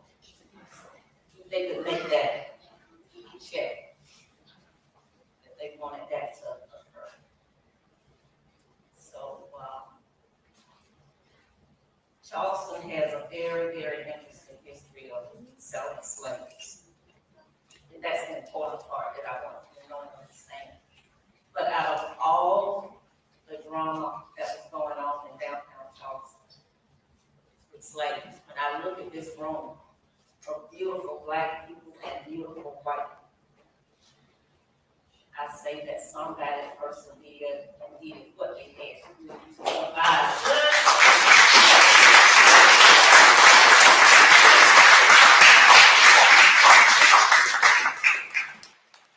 So the specific place of, I'll just say something briefly about the old slave market. When the city of Charleston passed this law to take it off the streets, and that's when we say at least 40. Know more, but at least 40 sites open to buy and sell slaves. The old slave market was one of those sites. Come this July 1st, that's coming up, that law that passed will be 159 years old. That city ordinance that Charleston passed to take the trading of slaves off the street will be 159 years old. Now, the site where I work is basically a hole in the wall. It's an alleyway. It's a strip of land between two structures. There's on one side is a private residence. Today, on the other side is a law office. In 1856, when business opened, there was a private residence in the same location where it is today, but the other side was a fire station. And it was an open air alleyway. So picture a 20-foot wide space. That's all it is today. It's no different, about 20 feet wide, no roof. Today we have a second level in there, so there's no second level. Just a gutted out alleyway. And they were selling slaves out of it. The city said it had to be off the streets. And that was just barely off the streets. So in the part of this alleyway, it led all the way through from Chalmers to Queen Street. And the back of it was a 4-story jail. And that's what I have a picture of the jail I'd like to show you. That's it. That's a 4-story jail where they housed at the old slave mart, waiting for their sale.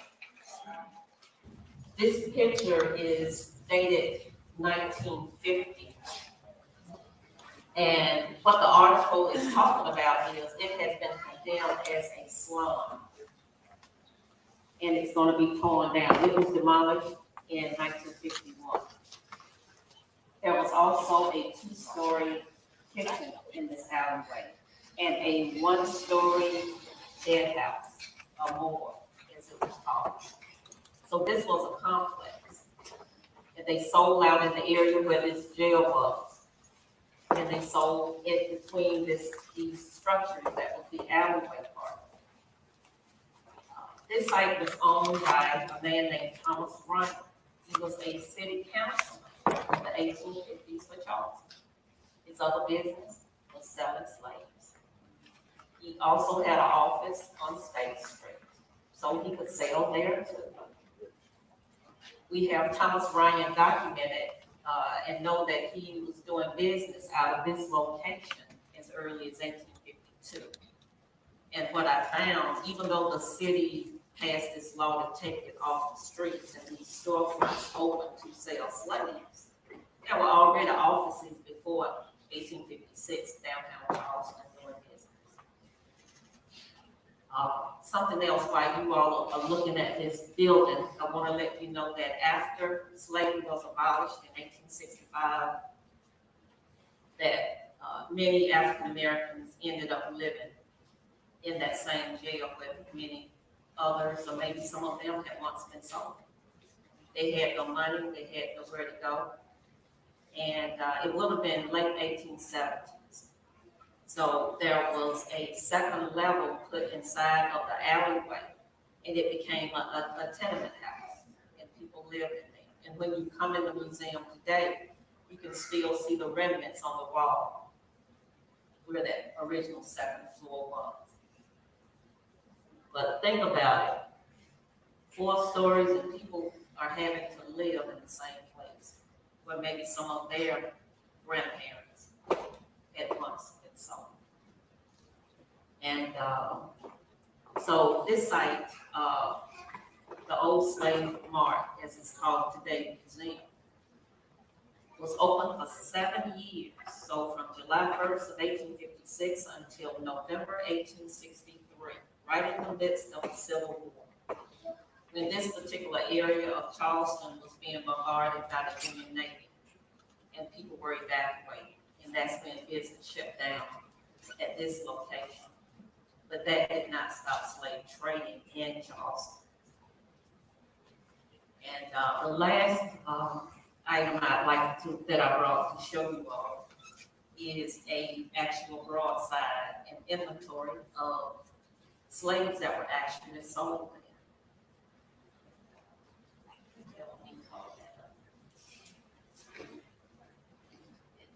It's going to be down. I'm sorry. Like this. All the way to the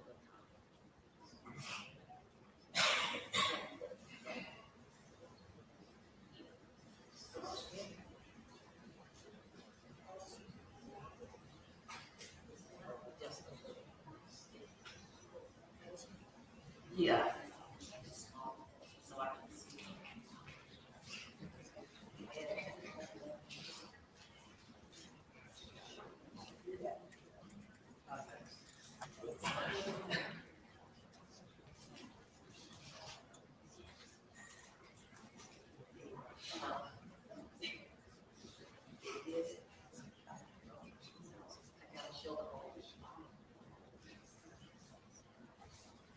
Okay, that's it. Okay. And with that, that will adjust it all. Okay. All right. Now we have it the size where you'll be able to see the whole broadside. So this is a copy of what was called a broadside. As I mentioned, we might call it a flight. So it has 235 Negro slaves, prime gang. They belong to the estate of the late General James Gadsden.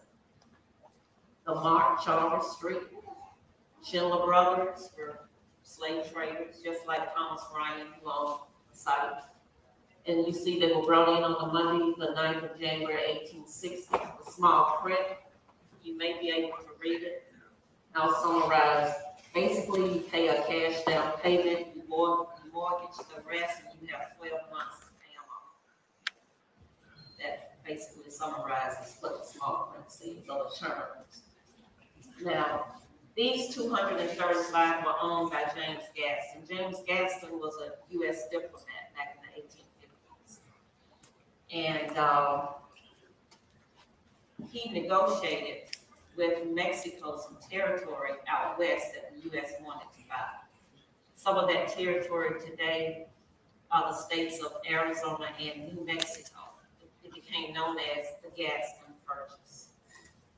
James Gadsden, the Gadsden Purchase, and these were his slaves. He'll be forever known for the negotiation that he accomplished for the U.S. to buy that land.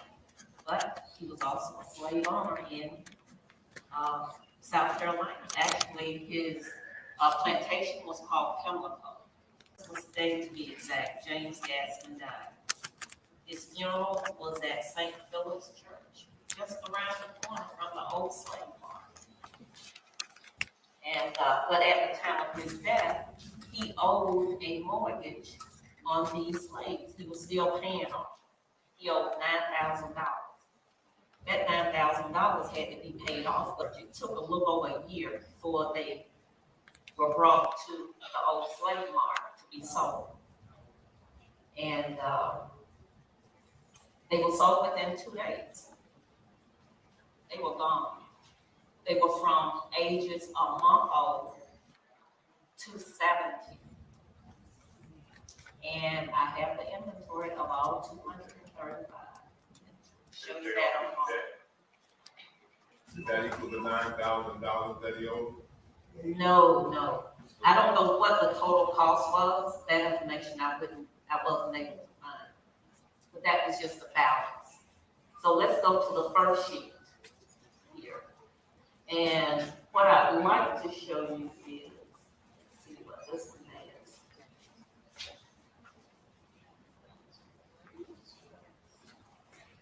No, leave it at the size of the yeah, just leave it because I'm going to show them the whole document.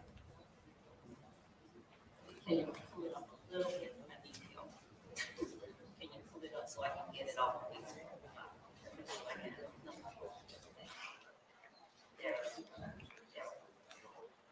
Okay. I just want you to be able to see the whole, this part of the whole inventory. So they have a number. They are numbered 1 through 235. This one has, as you can see, it's down to 119. So these are whole families. These are families. The first column has, it's the little printed number is numbering family. The written numbers are the cost of that whole family. The next column is the names of each family member. And that the next column is ages, and then the wider column you see there would be qualifications or sicknesses or something that might be wrong with them. And let's see, I'm looking for on this one, the most expensive out of the 235. The one that cost the most money out of all of them was a 14-year-old boy. And his name was Ned. He is number 83. Sorry, I didn't put my glasses on. He's number 83, and Ned sold for $1,400. And he's one in family. I'm going to explain that in a moment too. Come down to number 54. He then was 12 years old, one in family. He sold for $940. Number 55, Isaac. So he was 14, sold for $1,005.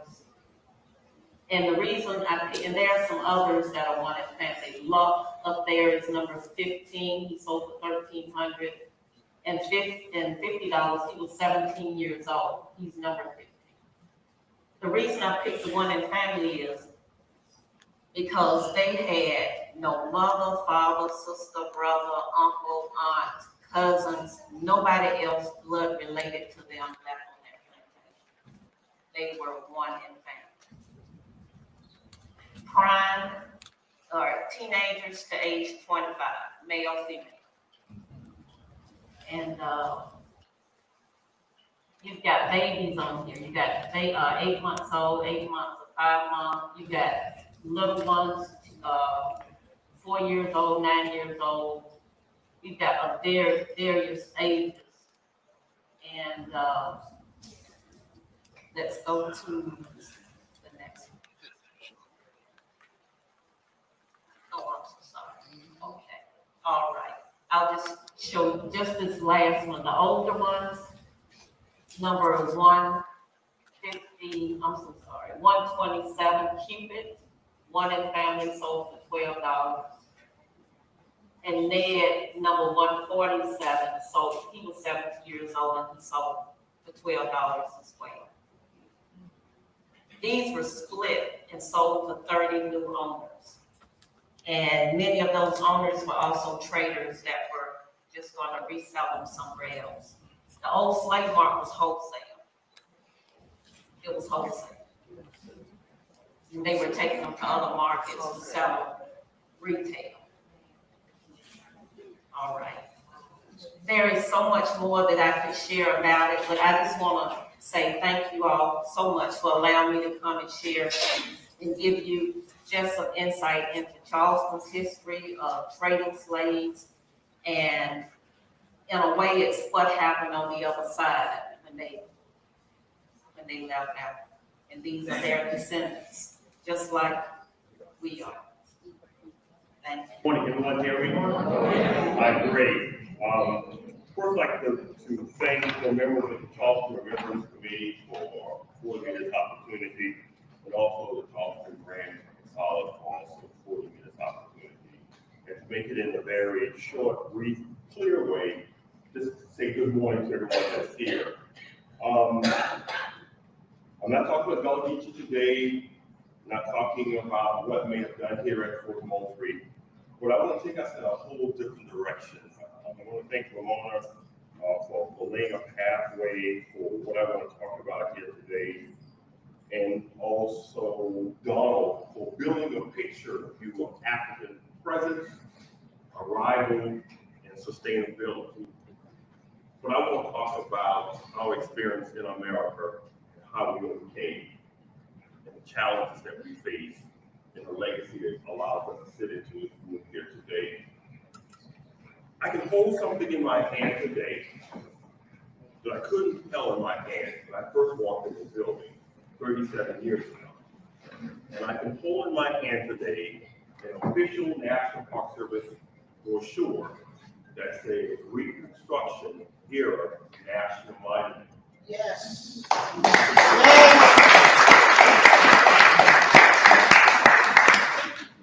On the afternoon of January 12th of this year, in the previous administration, as far as I'm going to go, President Obama signed an executive order built on the Antiquities Act, which has been a part of our nation experience since 1906. And in signing that executive order, he created Reconstruction Era National Monument. But without the blood, sweat, tears, arrival, sustainability of Africans in the coastline, specifically in Beaufort County, I could not hold it in my hand.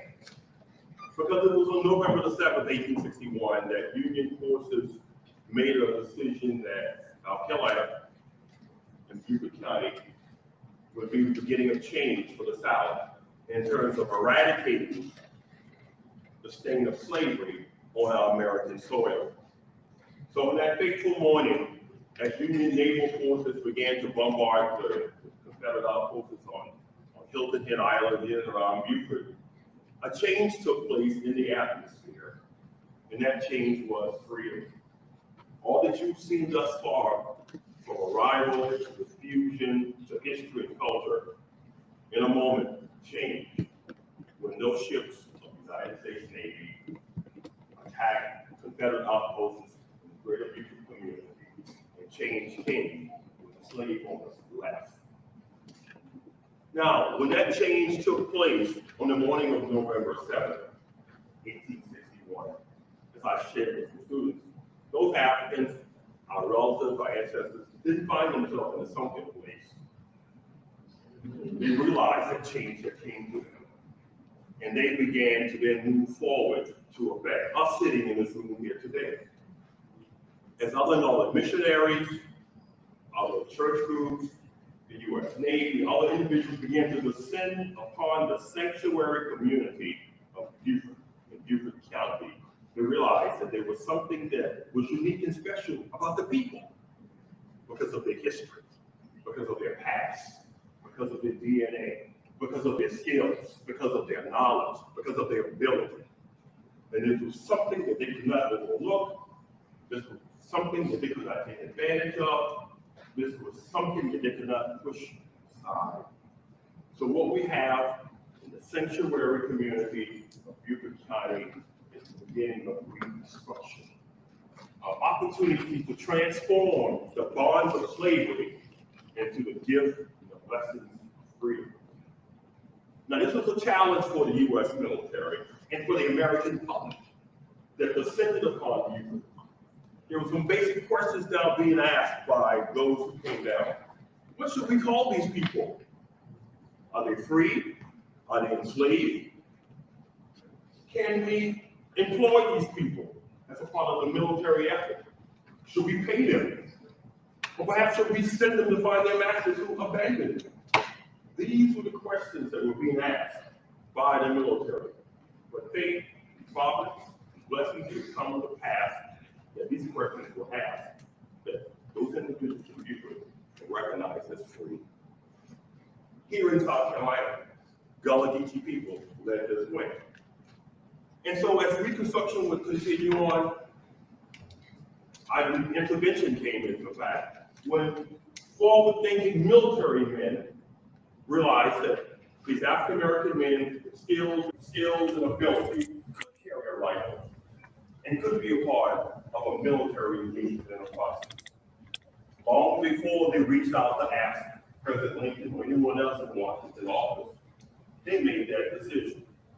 They made other decisions that we can now provide schools and educational opportunities that these people now can be transitioned as a part of our American experience. All happening here in Beaufort County in South Carolina.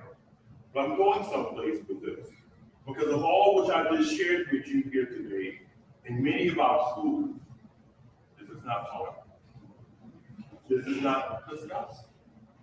This is not brought forward. And so, nearly 2.5 years ago, I was dispatched to the Penn Center. I can say this publicly now. A secret mission to share with the executive director of the Penn Center that the National Park Service, that the Secretary of the Interior, that the head of the National Park Service, that the White House was looking for final places to be considered to use the President's pen to establish a national. Now, I was elected. Why me? Yes, sir. So, a man of faith, I prayed before as I was driving to the Penn Center, because I said, I understand the intent of Peace Act of 1906. Then, if they go along with this, we'll have to give up property. So here I am, as an African American man, going to a historic African American site, established in 1862, asking them to give up property. So I sat down in the executive director's office, and I told him why I was here, why I was sent, what I think could come out of it, and then I handed him the Antiquities Act. I said, read it for yourself. And I said, the reality is that now is the time, this is the season that we need to address this. And I said, what I'm asking you is too hard. I respect you, I understand, I can lead. And he said, no, because we know that we all called at different times to make challenging decisions. This is in November. And so we kept talking back and forth to December, to January of last year, February of last year, March, April, May, and in June, almost a year ago, I was invited to the board. And I wouldn't sat on the board and I talked about the challenges, talking about African history in our nation. But what came out of Beaufort County that affected us today in 2016, 2017. And I said, this is just an opportunity. And I left. And as I was driving back, I got a text saying that the board voted unanimous, except for one individual, to move forward with this. Started to put this back. On the campus of Penn Center, the Brick Baptist Church, built by slave individuals. It's a church for white folks. Well, after freedom came, that church now became a part of an African American congregation. And so number one said, well, let's interact with them as an opportunity to bring this picture together. And so I reached out to the pastor, shared with him, and you all know how churches go. So he said, well, let me talk to the folks in the church. And I said, I respect that. Don't get in trouble. Put out. And so he said, no, we'll talk to it. And in November of last year, he said, Mike, can you come to a church meeting? Church meeting. So I go, praying God to Beaufort again, and sat at a church meeting, and I just laid out the history, the importance, and the relevancy of taking a step, and left. And so I got a call from him on Sunday, he still had a job, and said that the church said, let's do it. Okay? The mayor of Beaufort, and this he'll go be a part of this, and I'll just give you a building. You don't have to ask me, I'll give you a building. Okay, we can do that. We reached out to the U.S. Navy, of all places. There's a naval hospital complex in Beaufort today. And on that naval hospital complex is a place called Smith Plantation. And on January 1st, 1863, first reading of the Emancipation Proclamation took place on the Good Plantation. That's here in the South, in Union County, in our nation. So we reached out to the Navy. The Navy said yes. So today I can stand with this in my hand that the National Park Service, in conjunction with partners in Buford, are responsible for 15.3 acres in different sites, different places, and those different locations that talks about the era of Reconstruction. Now, in closing, when I stepped into this place here 37 years ago, that wasn't part of the lexicon of the National Park Service. When I stepped into this place 37 years ago, what you see outside this door, what you see standing inside the poultry, what you see at the bench, that was not here. When I stepped in here 37 years ago, what you see in the bookstore, what you see in the exhibitry, was not here. But I realized I was placed here for a specific reason. Yes, sir. I got here long before you all got here, 20 years ago. But in the 37 years that I've been associated with the National Park Service, it's all about service. It's about lifting up a story that was hidden in plain sight that needed to be. Amen.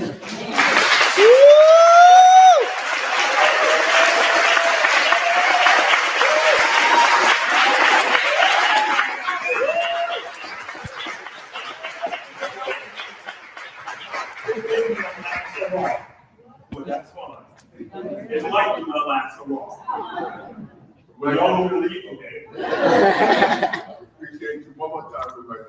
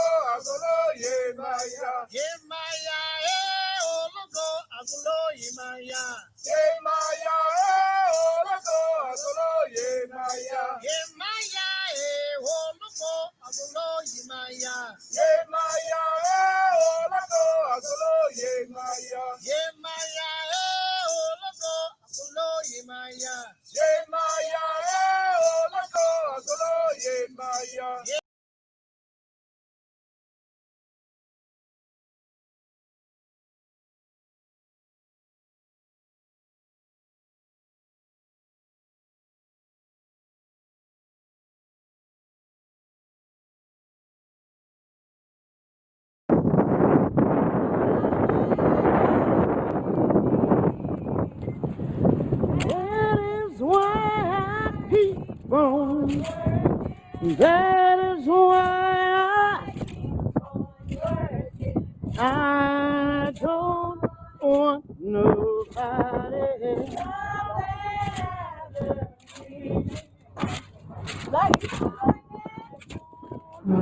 Nobody.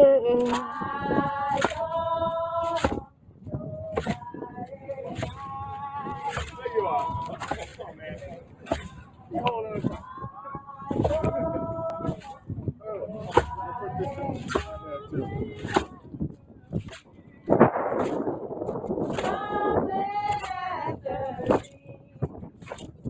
That is why.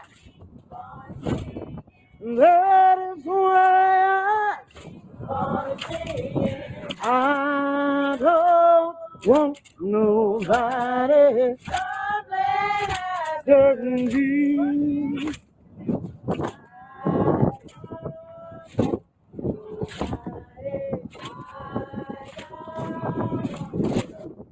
That is why I keep on. That is why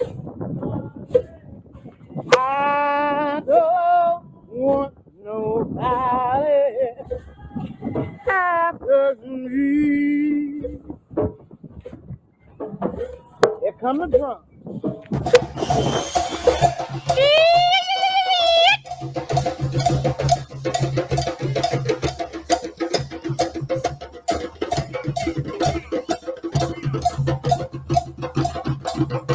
Hey!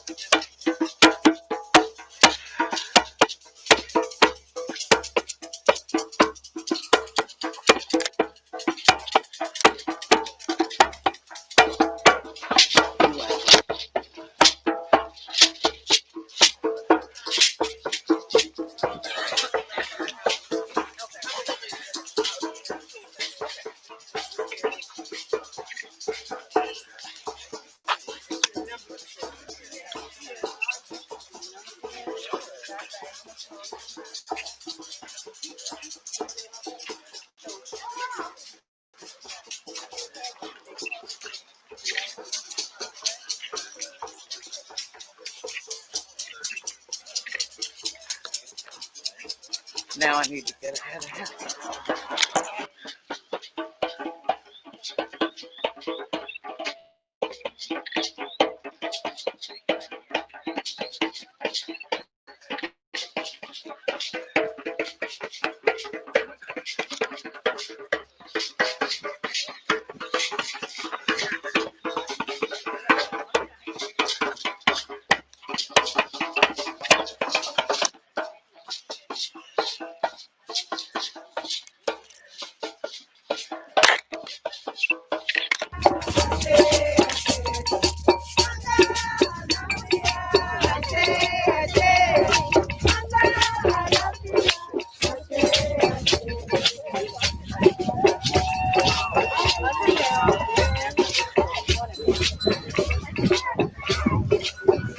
This side.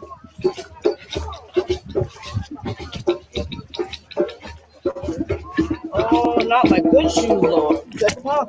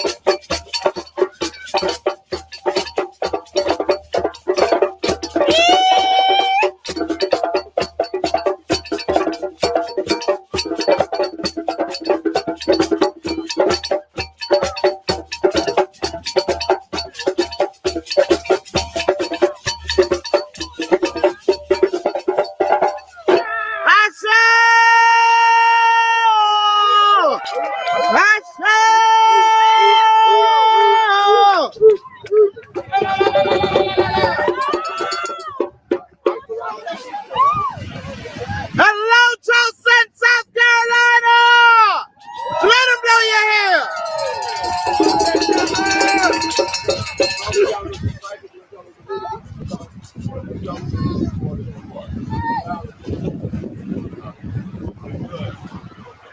the early decades of the 18th century, in the colonial government of South Carolina, an act was passed that says that any vessel coming into the port here of Charleston bearing cargo, African cargo, as the word said in the act, they would first be quarantined here on Sullivan's Island.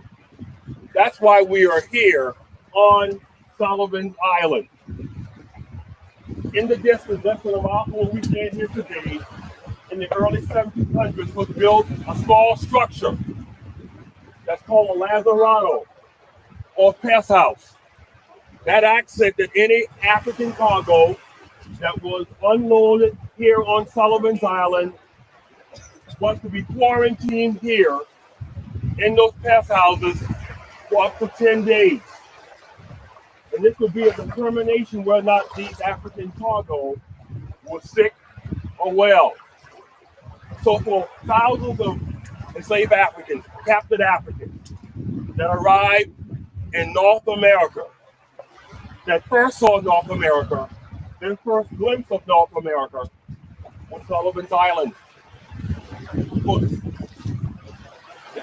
So for thousands of others, their first step, as you step on the ocean, on the beach of North America, was the shores of Sullivan's Island. That's why this island is so important. Now, as we look around the entire island, the harbor today, I want us to look at this in a metaphoric way as a place of entry from your mind's eye. And out of this harbor was the diffusion of African cargo, African people. But as was shared with you by Donald and Ramona in the inside, in this harbor came knowledge. In this harbor came greatness. In this harbor came capacity. In this harbor came skills, ability, talent, contribution, legacy, history, capacity. In this harbor, power. And what else you may yell out in addition to that came through this harbor. So don't look upon this harbor as a harbor of shame, but as a harbor of entry. The neighboring island directly on the other side from us, it's Morris Island. At different times in our American African journey down to where the lighthouse is, transitional things happen there. Let's fast forward to July 18th, 1863. In the point of where the lighthouse stands today is where men of the 54th Massachusetts Regiment gathered. With their rendezvous with destiny as they led from where that lighthouse stands today, heading this direction on Morris Island for that attack that chronicled in the movie Glory happened right there.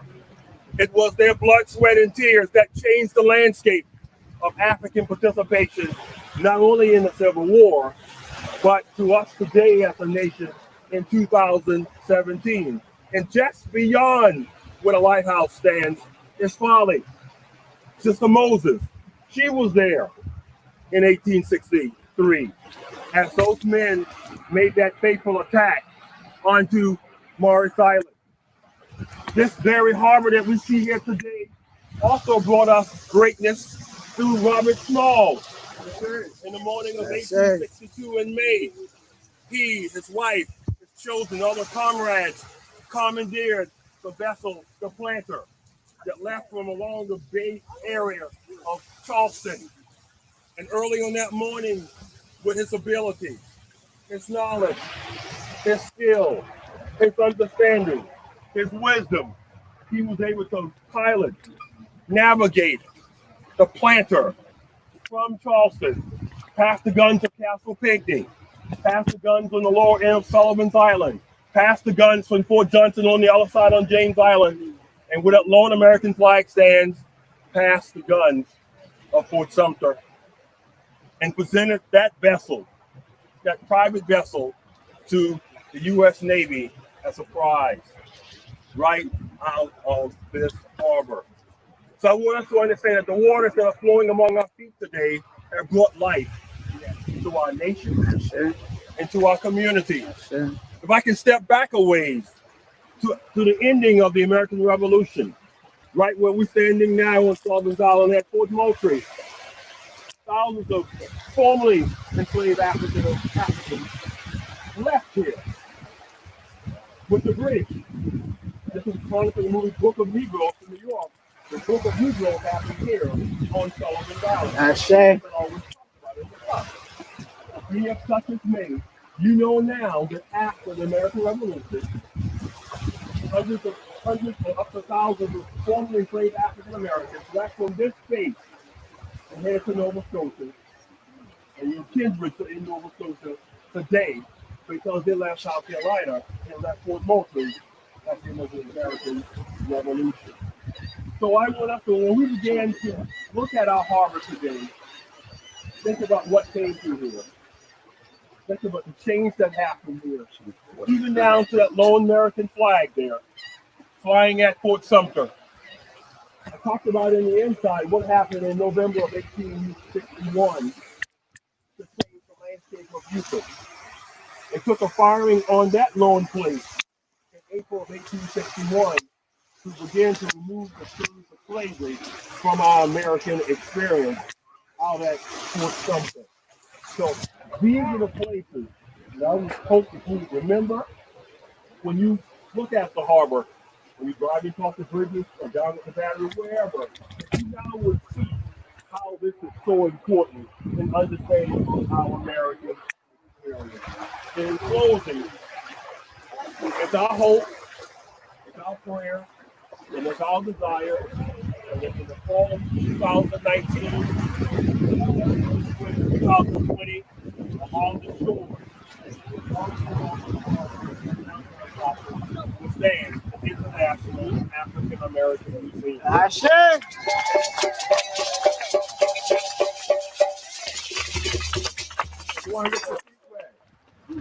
Sacred waters.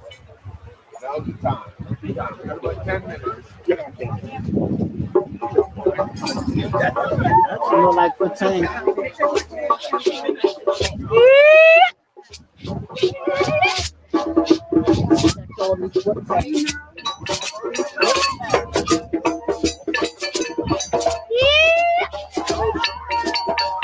Go with the four. You take my ears. See, 2 years in a row, you in white clothes. Thank you, Stephen.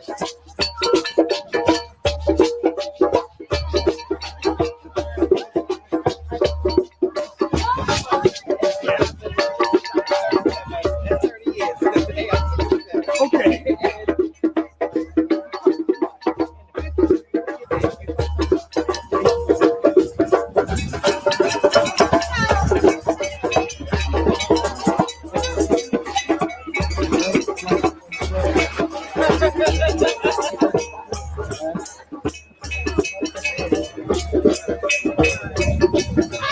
Uh-oh, fishing line. That's what we got to watch out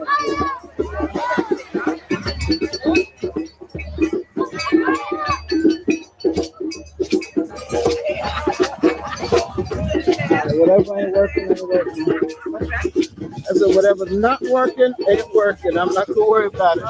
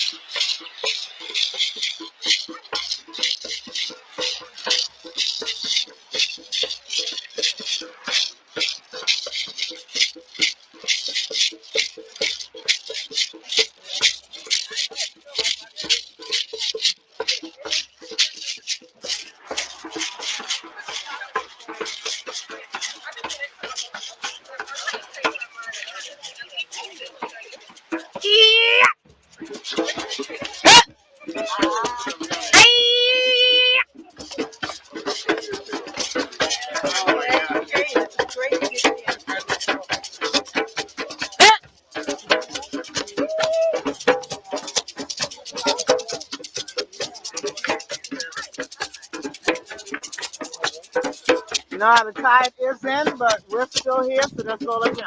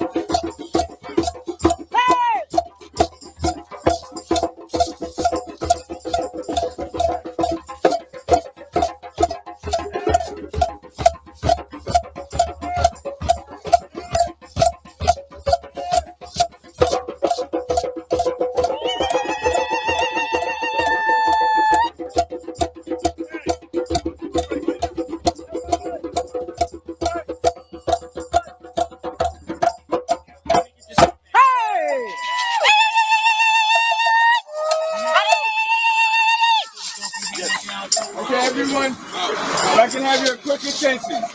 At this part of the program, it's really a personal moment for you to commune with the water before the camera. This is actually where the souls are buried. Come out here, time to reflect on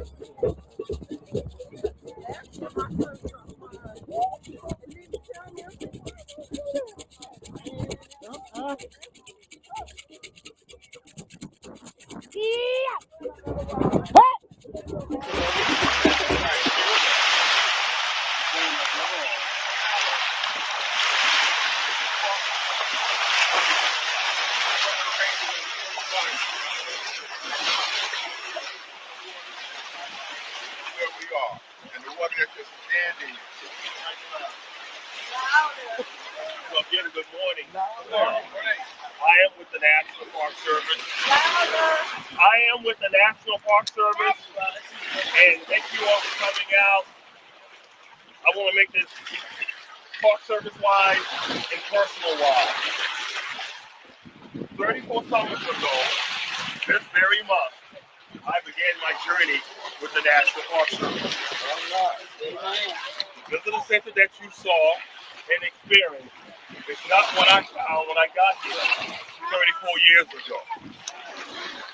So along the journey, the ancestors have guided me through physical, tangible things that you saw and will see here today. Because when I arrived here, the exhibit African Tapestry did not exist. When I arrived here, the historic marker outside of Fort Moultrie from District Sullivan's Island, it did not exist. When I arrived here 34 summers ago, the bench by the road that you will see later today, it did not exist. But in June of 2014, they are here. That's it. They are here because we are standing at the bank of the Sankofa River. As I often shared, the gateway of the ancestors and Africans into the New World.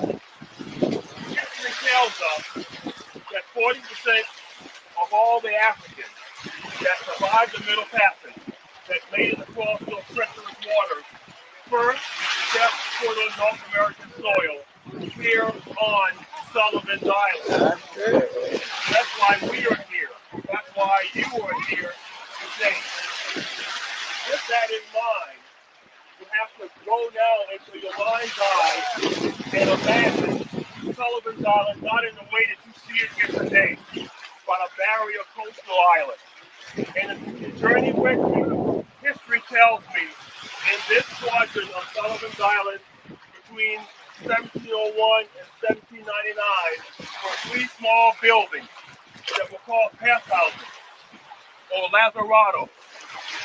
The colonial government of South Carolina said in the early 18th century that all ships bearing cargo from Africa were required to quarantine those individuals on Sullivan's Island. So imagine, if you will, a vessel coming from West Africa, past where we're standing today, and curving around behind Sullivan's Island, you will see later today, is what we call the Cove. And those Africans now being imparted onto Sullivan's Island, being detained in those pest houses for up to 10 days. Because they believe after 10 days, if they were suitable, if they were healthy, then they would be taken into Charleston at the conclusion of the African slave trade. So within this context, in this reason, that we are here today to commemorate this island. It is placed in our American diaspora African experience. This waterway is part of our American experience. So nearly a decade ago, when you all began coming here to Sullivan's Island, and to begin to experience the remembrance ceremonies that you've had, this is big, this is right, this is just, that in this place, on this island, on this day, in this water, that this commemoration happens. So now when we leave this place, we leave with the knowledge. We leave empowered. We leave realizing Sullivan's Island place in our American experience. A lot of dead people didn't make it in. Right. A lot of dead bodies are still out there. That's why we are here. We are here because of the dead people who didn't make it, who were thrown overboard. Come on now. Come on now. And as I shared earlier, your gathering here is symbolic also for the transition of freedom. Because we also know at the ending of the American Revolution, as the British evacuated this very same island, the word went out to Africans. If they wished freedom, they could leave with the British. And so now that's why our brothers and sisters were in Nova Scotia, because they left from these same waters over 200 years ago. And so that's the impact that Sullivan's Island has. And that's why we're here today. And the Park Service continually welcomes you year after year to commemorate and to remember this sacred place. Thanks.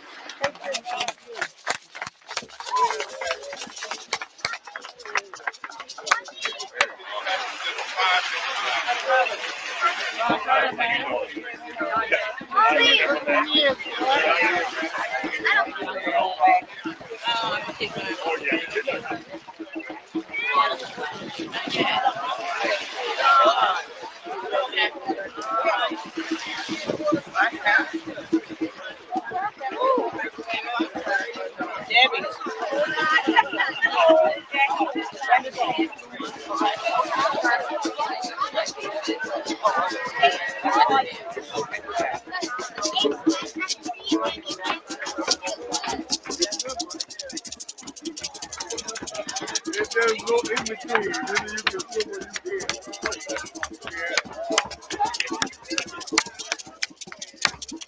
We go on the other side.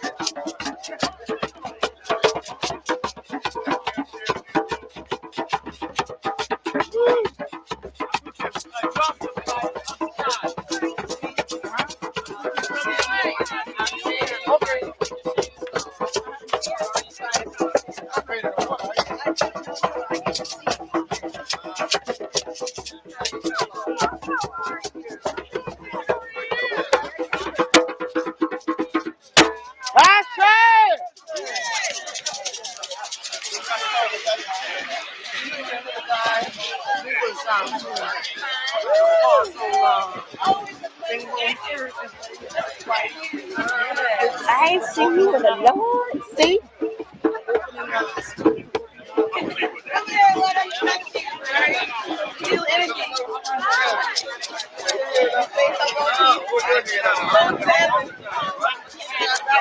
Right here.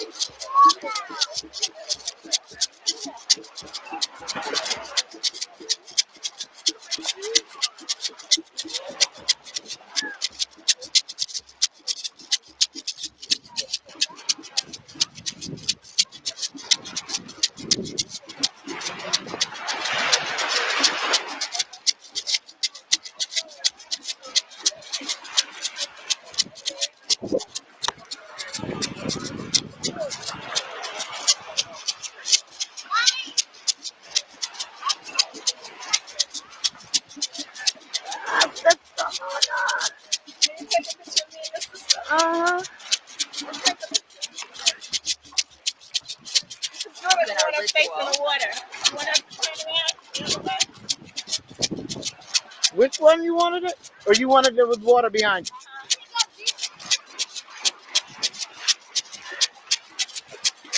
Ah, what the heck did I just step on?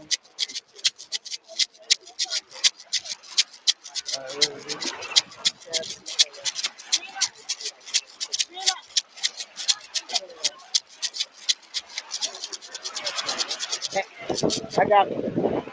Oops, sorry. Trying to get the profile of Bob's head in the shot, and he just moved.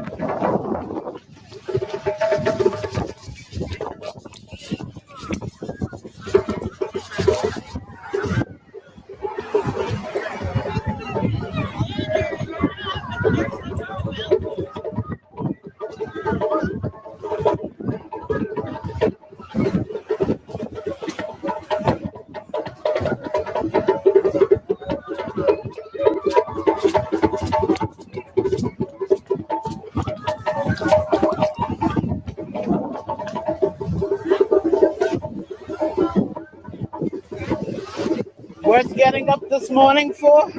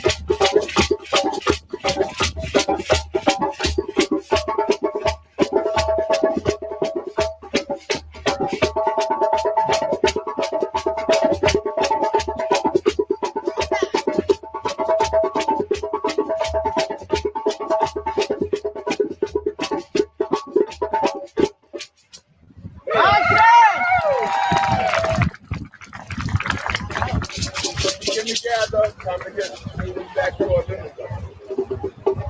Back by the road.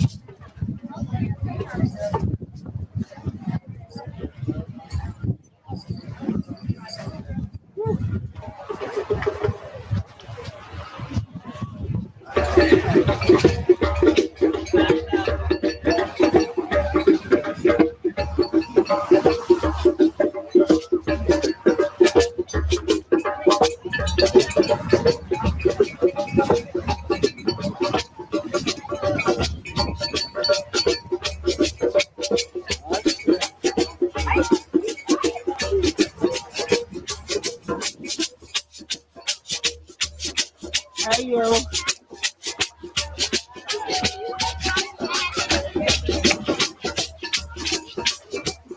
All right, not too far. This ain't swimming time.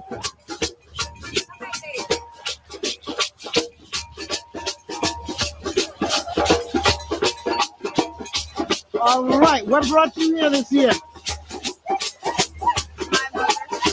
No, I got to find out because we did a lot of work trying to make sure people come in, so it's important to find out. What brought you here this year?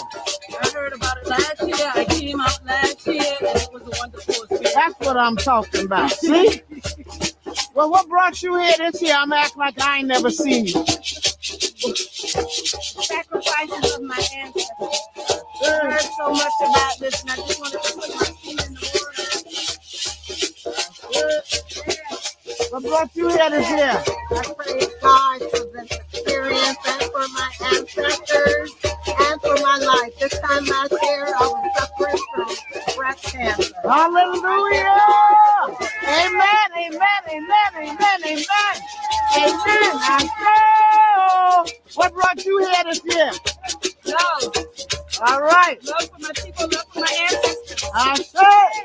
What brought you here this year? My ancestors. To celebrate the life that they gave to me. Have you been here before? No, this is my first time. Where are you from?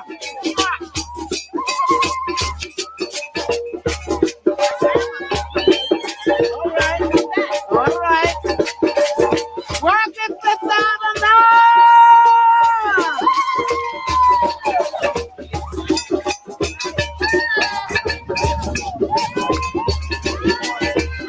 Hello, hello, hello. What brought you here this year?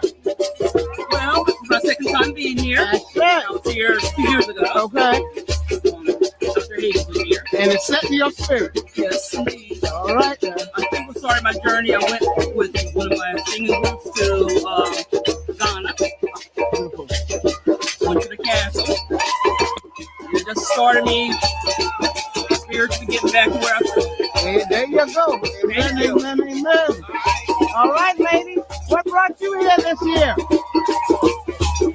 What brought you to celebrate part of the history of all of our brothers and sisters? Now, how did you hear about it to come to this time? Because we belong to a group that meets at Calvary every week. Amen. That'll do it. That'll do it.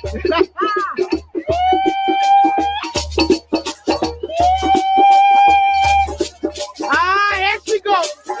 There she goes.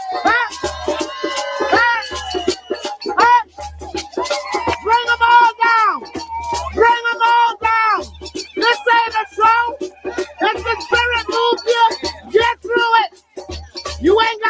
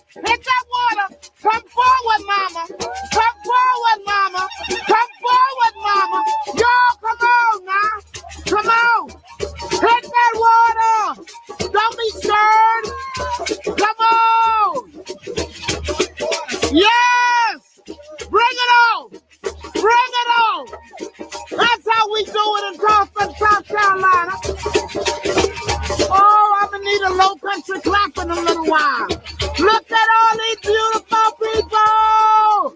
Give yourselves a round of applause. Let me hear it out. Come on now. Just come on now. Put them hands together. Put them hands together.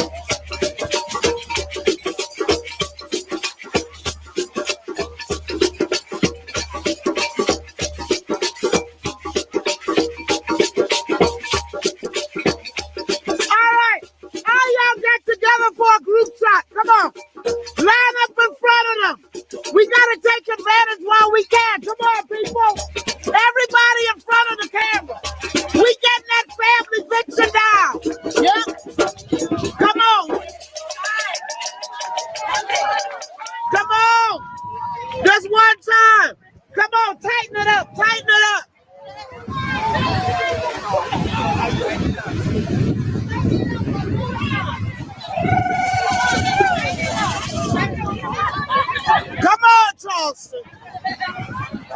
Is that the closest we gonna get?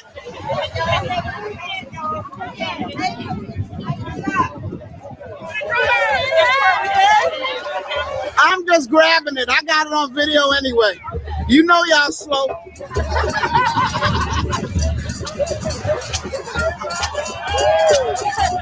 All right.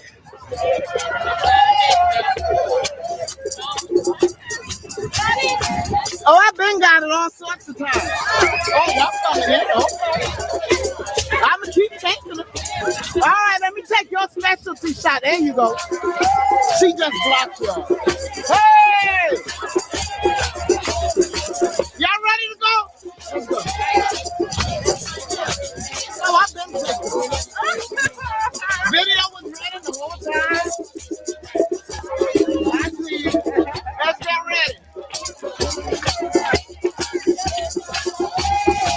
We got a few more minutes. Go ahead, girl. Work it out. Work it out.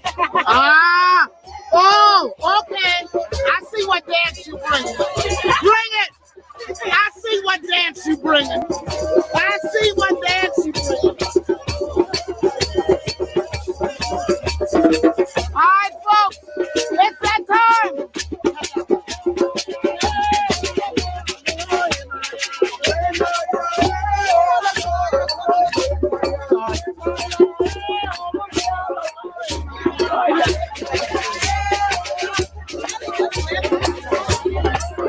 I don't even know where I threw my shoes.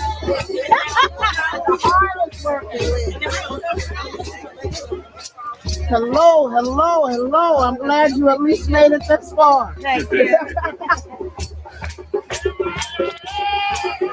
All right, ease your way. Don't rush back, because I got to get them pictures and get ahead of you.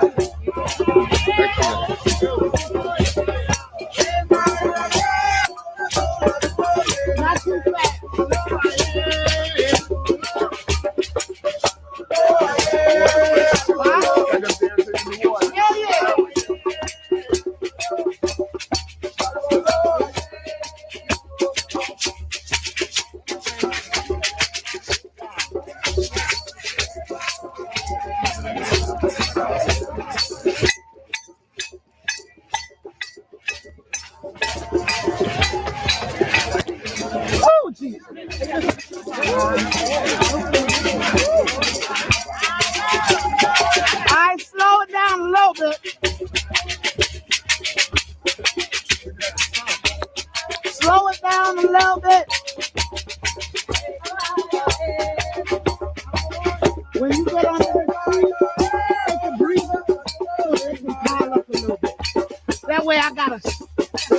Help me out here.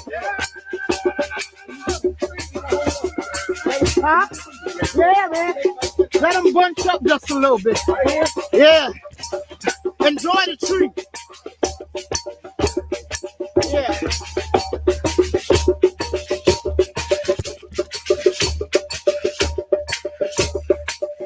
Oh, Jesus. Jesus. Aye. Aye. Aye. There go that war song.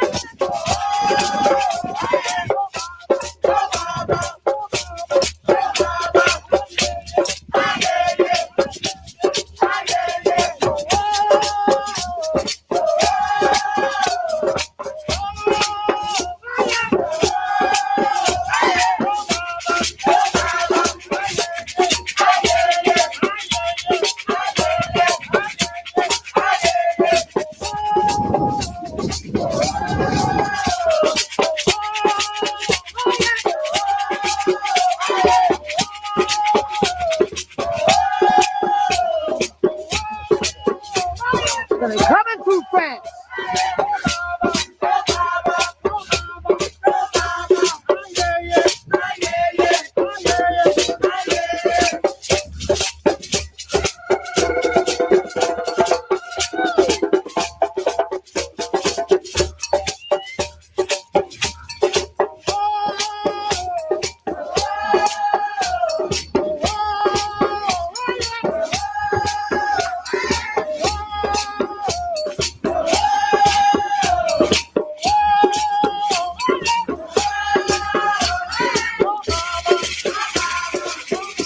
Come on, move over there. Move. Move.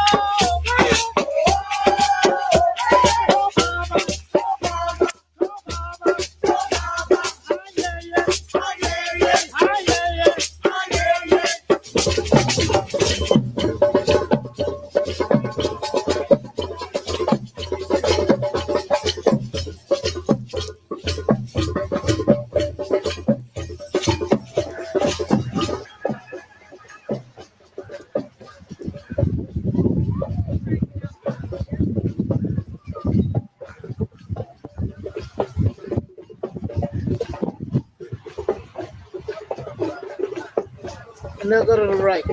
They'll go to the right? Yeah.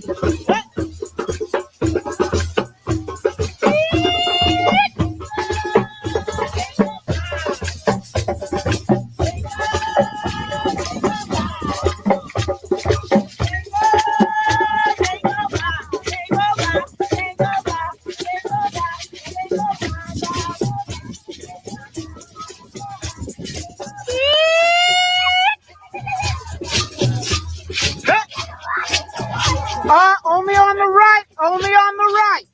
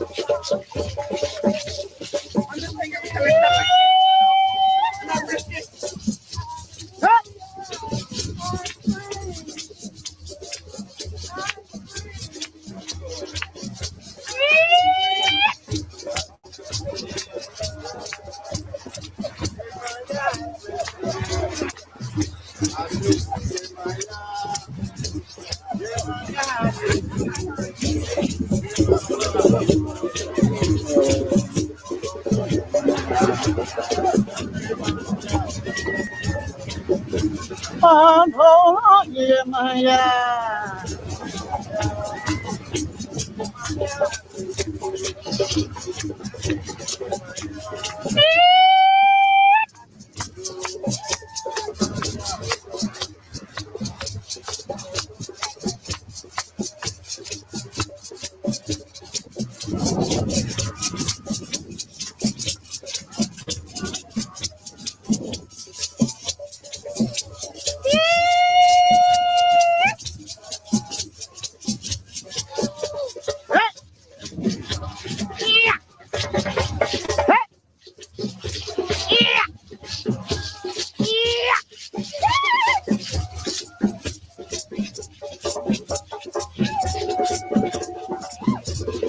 Trying to get a half a smile from her.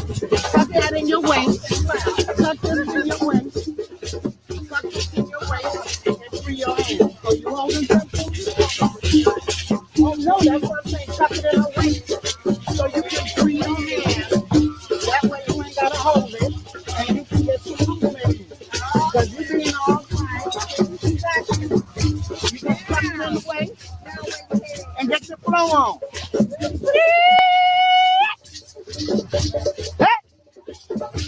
Yeah.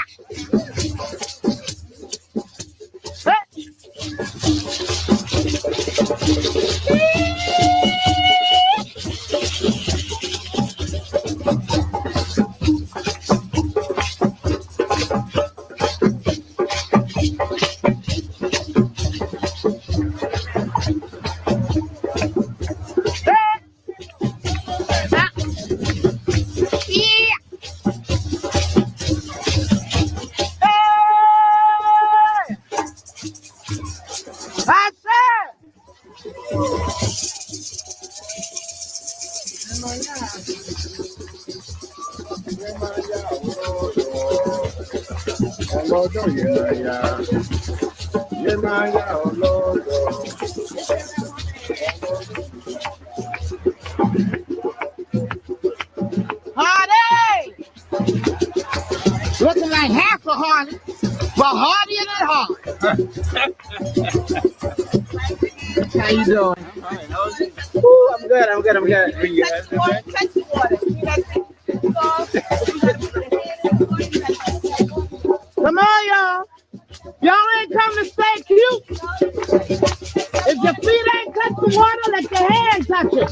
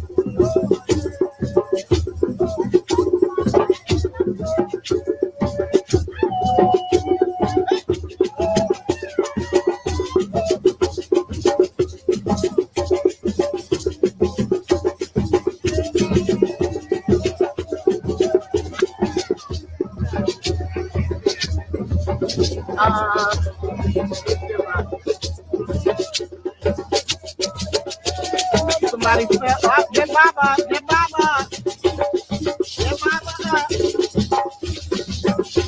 Baba. Some of y'all came for Baba.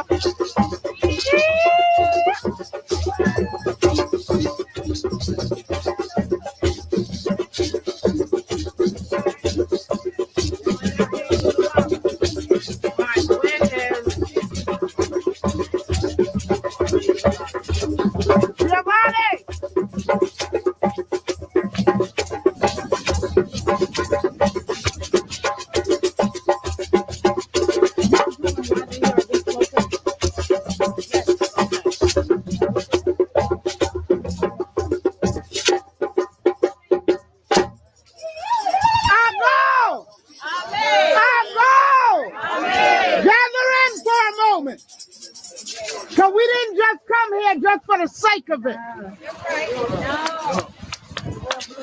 Gather in for a moment.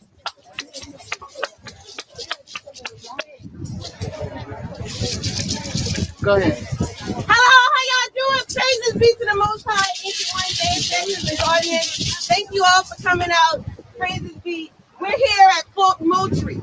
Significant in our history. Very significant in our culture. When the first people were stolen from Barbados out of Sierra Leone, they came here.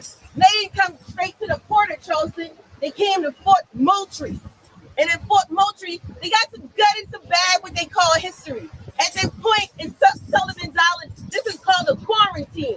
It's a place where they took all of the people they considered diseased and they sorted them out, decided who was going to get on the sail block and who was not. And those who was on the sail block, they were shipped down to Charleston Port to be sold. And those who wasn't, abandoned and tossed aside. A lot tossed in this waterway. So I just want to say it's important that we put our feet and our hands in the waterway because our ancestors' body, blood, soul, culture floats in this water and it travels through because we all know water travels. So we have to remember that we do this ceremony here at Fort Moultrie for a reason. It's not because it's a certain place, but it's because the ancestors came here first. They came here under pain and torment. They came under here under stress. All right? They wasn't happy enslaved people as you see on TV, happy to go and do whatever they want for their masters. They were instructed that if they didn't do it, it was life and death situation. So we are at Fort Moultrie. If you don't remember, Fort Moultrie on Sullivan's Island is the place in which the ancestors first docked. They came over here before they jumped on the wharf to be taken downtown where the museum will be built. The International African American Museum will be built on the wharf where our ancestors first went into the city of Charleston. But before they came from any place else, they came from Sierra Leone, Barbados, well, the whole West Africa and Central Africa region. But they came to Barbados, to Sierra Leone, to Barbados, to here, right? And they went to Fort Moultrie. Down in that waterways, they were throwing people overboard. Those who were dead and diseased, who couldn't make it to the shores. And then after that, they quarantined them. So this place is significant. It's very significant to your history, to your culture, and to the trauma that you hold within inside of you. We're here to help heal ourselves and release that trauma. We need to move forward. And in order for us to do that, we recognize and then we address what we have to do. This is an area that we give reverence to and homage to our ancestors.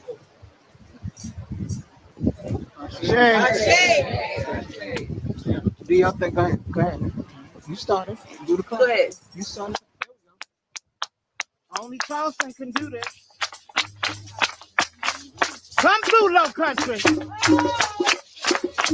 where the Gullah Geechee Nation got.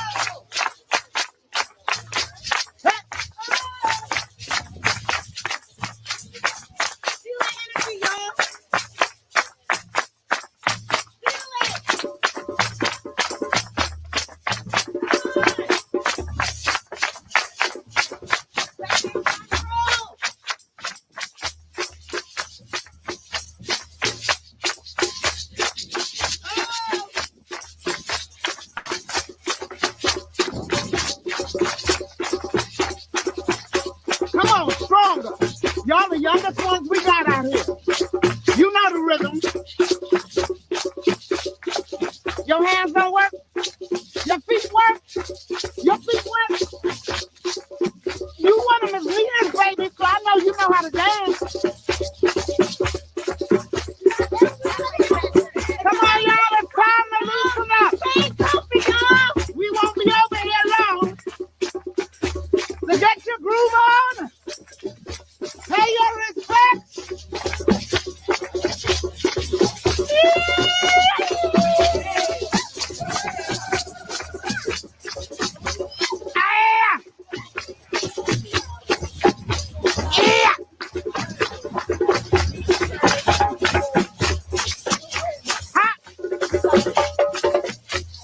Y'all need to join us other. This ain't a spectator game. Come on. Put your phones up. We got you. Go ahead and do your thing. Let's move it. Hey.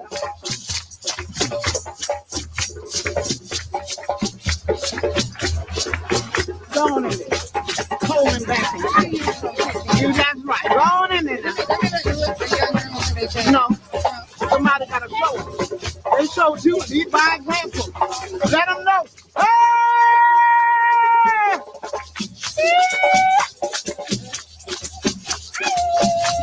Hey! Ah! Ah!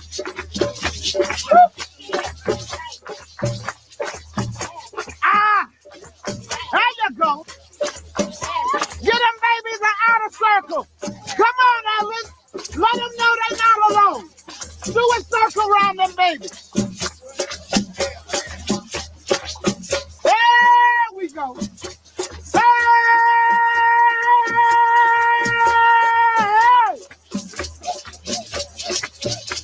Yes!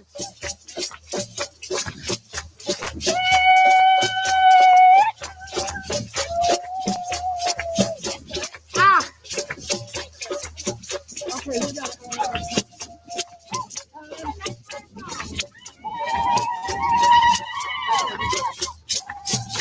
yeah! I say, all right, Elvis. I want y'all to counterclockwise they circle. Turn on it. That's right. Let the babies go where they go turn on it.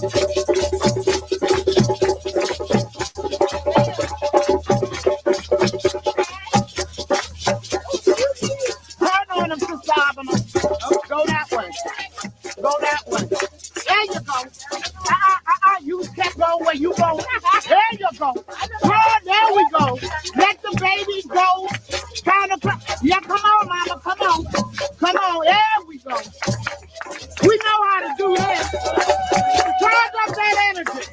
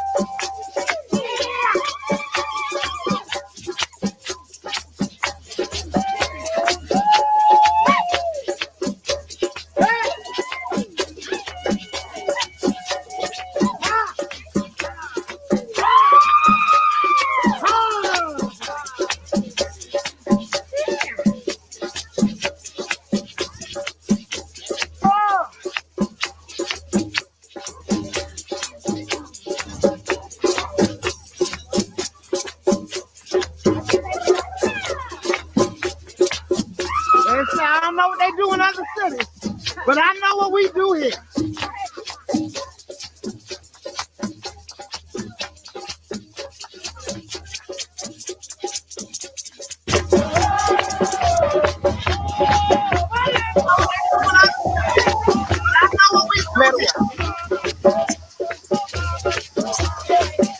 Clear the way, baby. Clear the way.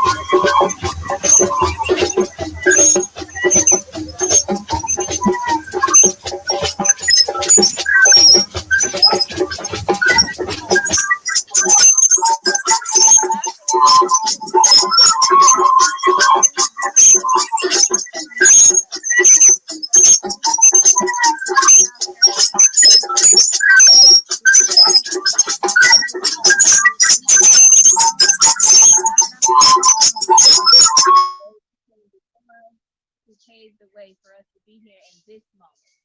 First and foremost, this day has been dedicated for many, many years now to honor those who perished in the middle passage. We give thanks, we give thanks, we give thanks.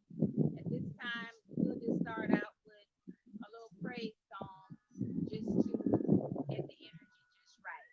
First of all, I am Pearl Gordon, Layo, Mom Fatisek, Adjua, Lil Ma, Sister, Kudama, Baby Girl, Lil Pearl. Those are all of my names. Give thanks, give thanks. So, I have a small crew with me here today, and I ask for guidance as I stand here because this is a little different than years prior where there's a gathering, and that creates a whole different kind of energy. So I ask that the ancestors be well with the virtual way that we are doing it this day. This little light of mine, I'm gonna let it shine. Oh, this little light of mine, I'm gonna let it shine. This little light of mine, I'm gonna let it shine. Let it shine, let it shine, let it shine. Come on, y'all better be singing at home too. I'm gonna let it shine all in my heart. I'm gonna let it shine all in my heart. I'm gonna let it shine, let it shine, let it shine, let it shine. Let it shine. Everywhere I go, I'm gonna let it shine. Oh, everywhere I go, I'm gonna let it shine. Everywhere I go, I'm gonna let it shine. Let it shine, let it shine, let it shine. All in my house, I'm gonna let it shine. All in my house, I'm gonna let it shine. All in my house, I'm gonna let it shine. Let it shine, let it shine, let it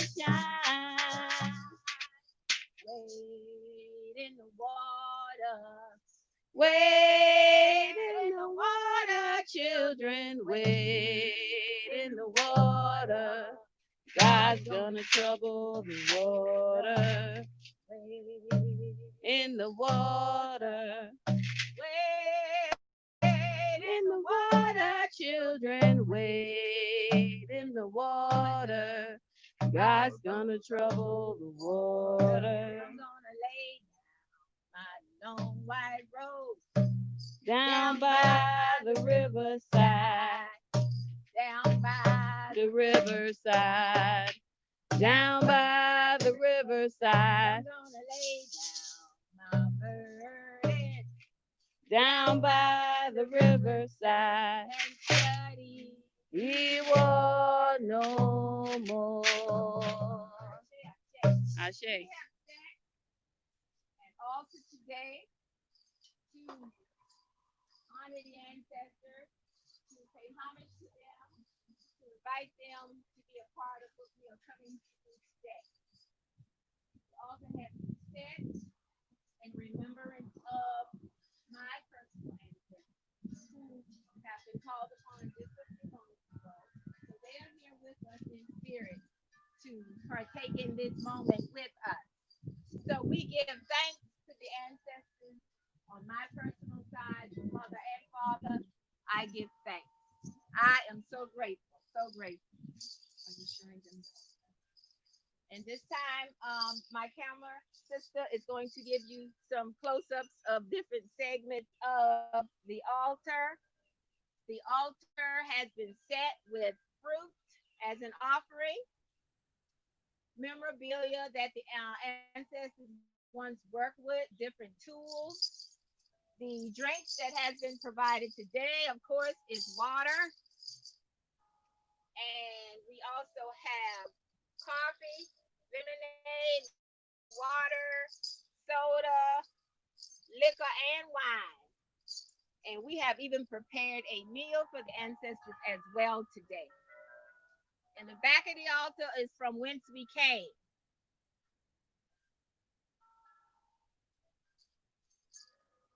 Give thanks, give thanks. Thank you, thank you, thank you.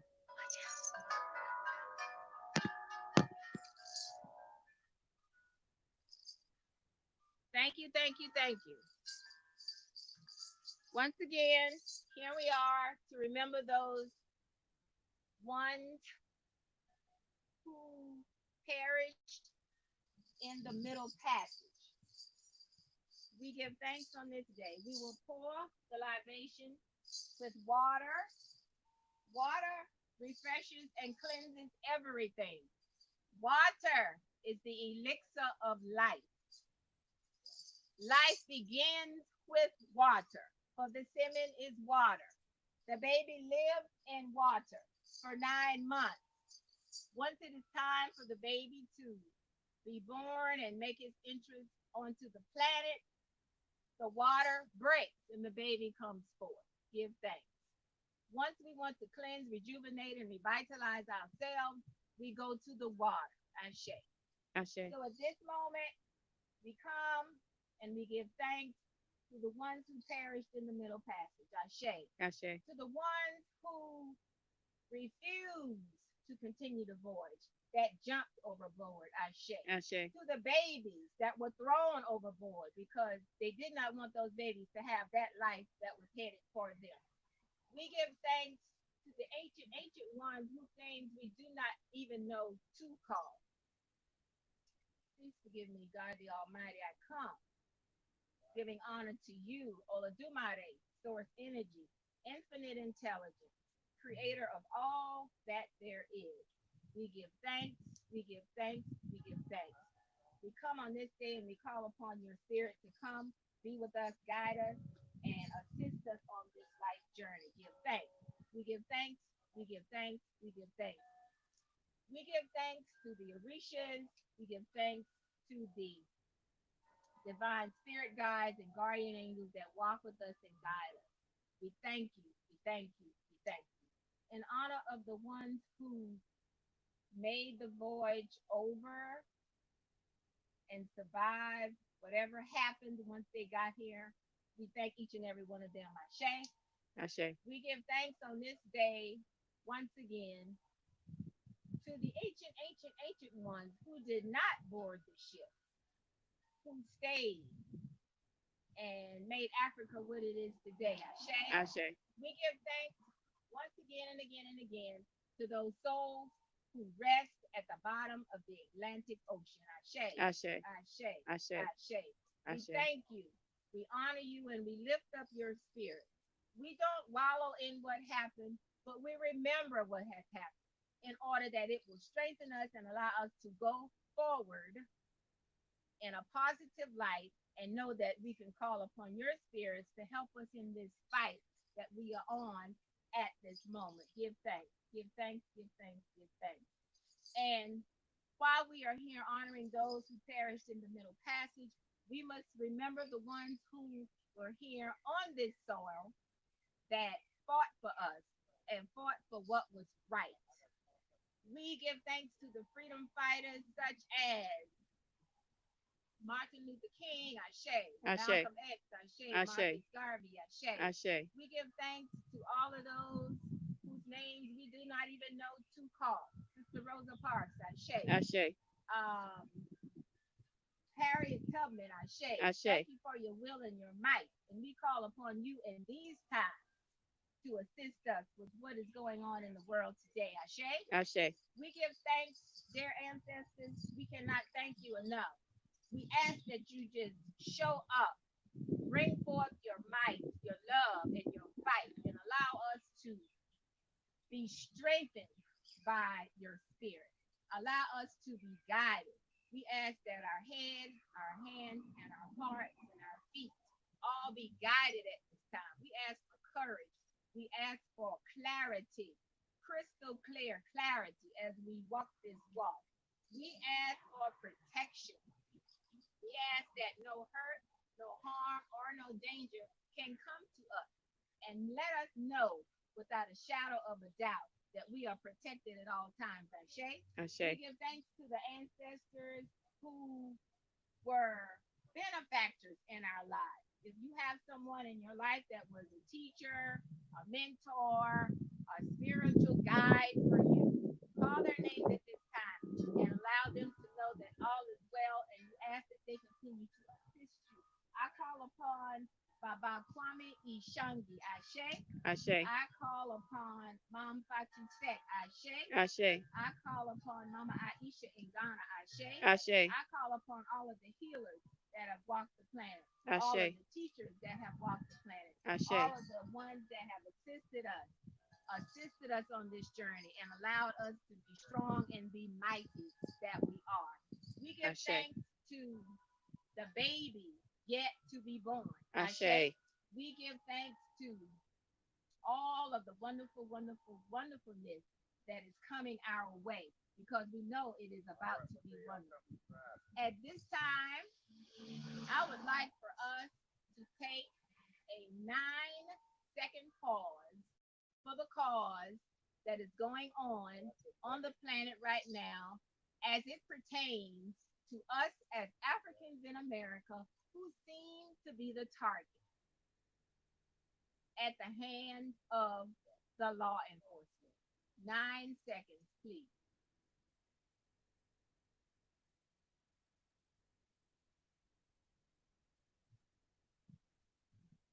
And I thank you. At this time, it has been placed in my spirit to call some of the names that were taken away from us due to what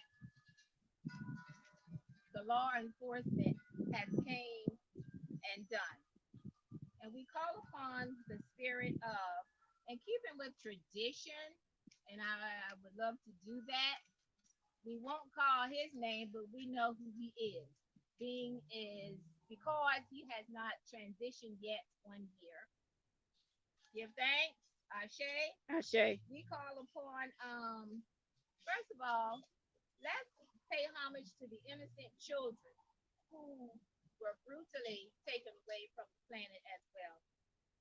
Emmett Till, Ashe. George Stein, Ashe. Ashe. Addie Collins, Ashe. Ashe. Denise McNair. Ashe. Carol Robbins. Ashe. Ashe. Ashe. Virgil Jamar. Ashe. Lamar. Sorry. Ashe. Ashe. And some of the ones who recently were taken away untimely by the hands of the law. Freddie Gray. Ashe. Ashe. Sandra Bland. Ashe. Ashe. Alfred Sterling. Ashe. Ashe. Philando Castile. Ashe. Stephen Clark. Ashe. Ashe. Breonna Taylor. Ashe. Javier Ambler. Ashe. And to all those names who we did not call that were taken away in that way, we pay homage to you and know that all is well. Know that we love you and we lift up your spirit and we ask you to continue to rest in peace and in power and rest in the knowing that change is coming. Ashe. Ashe. Ashe. Ashe. Ashe. I would like to call upon some more of the freedom fighters again because we need that kind of spirit to walk with us at this time and guide us. Ashe. Ashe. I ask that you also realize that we are in a spiritual war, not a physical one, but a spiritual one. So I ask you and I encourage you to practice your tradition at every chance you can. Learn about it, read about it, go educate yourself on it, and research it. The tradition is one that is very, very powerful, and everybody else on the planet knows that that is so. Ashe. Ashe. To Huey Newton. Ashe. Ashe. Ashe. Evans. Ashe. Ashe. Ashe. Malcolm X. Ashe. Garvey. Ashe. Jimmy Jackson. Ashe. Ashe. Henry Smith. Ashe. Ashe. Samuel Hammond. Ashe. Ashe. Delano Mills. Ashe. Ashe. Ashe. Fela Kuti. Ashe. Ashe. Ashe.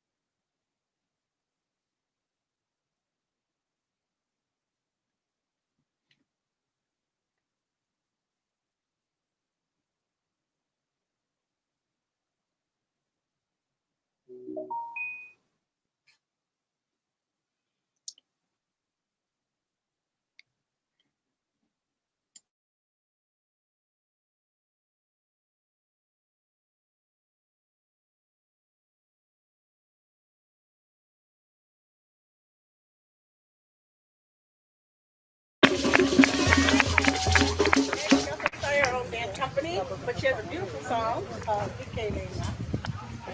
Alrighty. Okay. So you want to tell them about it? You ain't gonna need that mic. So Ibike Lena, it's actually called Tubala Kono, and it's a song that accompanies a rhythm called Ingoron, which is a rite of passage dance for young girls. So it's a call and response song. So I'm gonna say the response. I'm gonna say the call, and I would like for y'all to join in on the response with me. So the words are EBK Lena. EBK Lena. Yes, and it's gonna sound like EBK Lena. EBK Lena. Beautiful. All right, y'all ready? Yes. Tubala konojo. Ibike Lena neko tubala konojo. Ibike Lena. Tubala konojo. Ibike Lena neko tubala konojo. Ibike Lena. Walari edamo sodolani sigi madila neko. They own somebody. Okay. Let me go from the phone. I think we got. Huh? It's bad? Yeah. Hello? Hi. Am I back? Yes, Sorry for technical difficulties. It said yes. Give thanks. Give yes. thanks. I don't know what was missed or where we lost connection, but I'll continue with The freedom fighters and the sound a little louder.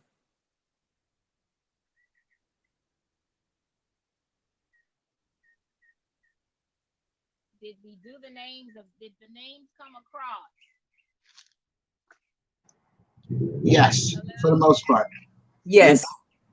We just need if you can get the mic a little closer.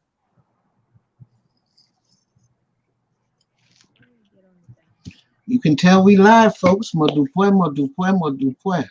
Yes. We know what we doing. Are we good to go? Can you hear me now? Yes. Okay. Did you hear the names of the freedom fighters, or must I call them again? Please call them again. Okay, here we go.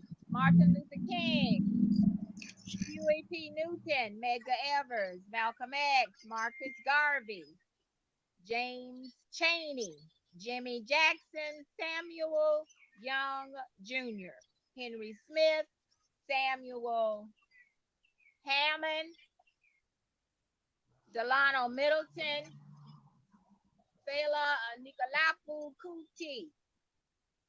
And then did we hear the names of the innocent children who were taken away from us, right? Okay, yes. We did. Please read them again. Okay, here we go. The innocent children who were taken away from us way, way too soon. May your spirits continue to rest in total peace and power. Emmett Till, George Steiny, Addie Collins, Denise McNair, Carol Robertson, Cynthia Wesley, Virgil Lamar, and to all those names that we do not know to call upon that fall into this category. And to the civil rights martyrs, Willie Edwards, Reverend George Lee, Lamar Smith, John Reese, Mac Parker, Herbert Lee, Lewis Allen, Henry D., Charles Moore, Lieutenant Colonel Lemuel Pitt, O'Neill Moore, Willie Brewster, Ben White, Clarence Trigg, Benjamin Brown. We give thanks. We give thanks, and we are so grateful for your spirit, for we know that you are walking with us, protecting us, and guiding us. We are so delighted that we can come and honor you in this way. Please accept our offerings today. May it be well with you. We ask that as we continue this journey called life, that you walk with us in spirit. Guide our heads, our hands, and our hearts, our eyes, our ears, our tongue, our feet, our words, our actions, and deeds, and all of our endeavors. We ask and we give thanks for long quality life. We give thanks for optimum health and vitality. We give thanks for the abundance of all that the universe has to offer us, and we stand in acceptance and receive it all.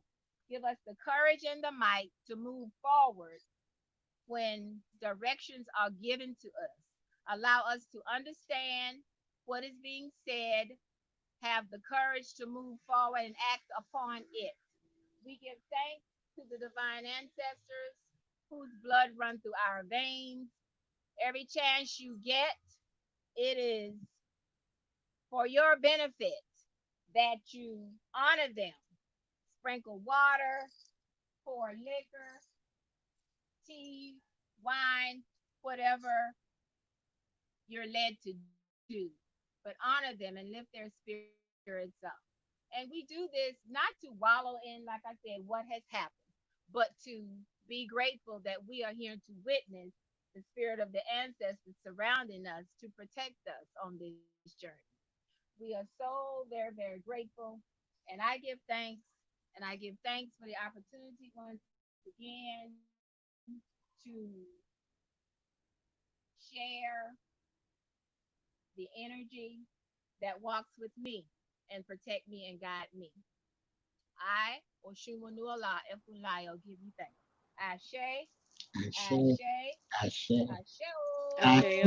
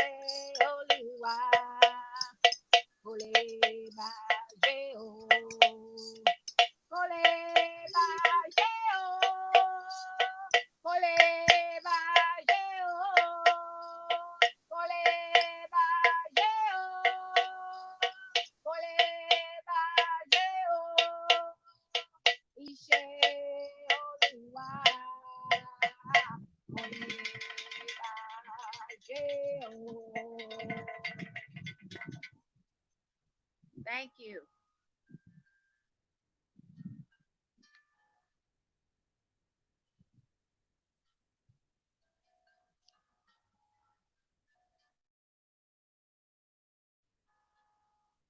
Okay, the mic is muted.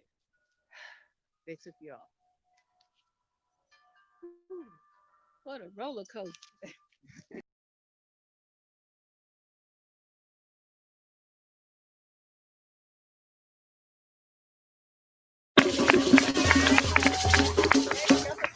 Band company, but she has a beautiful song. Alrighty.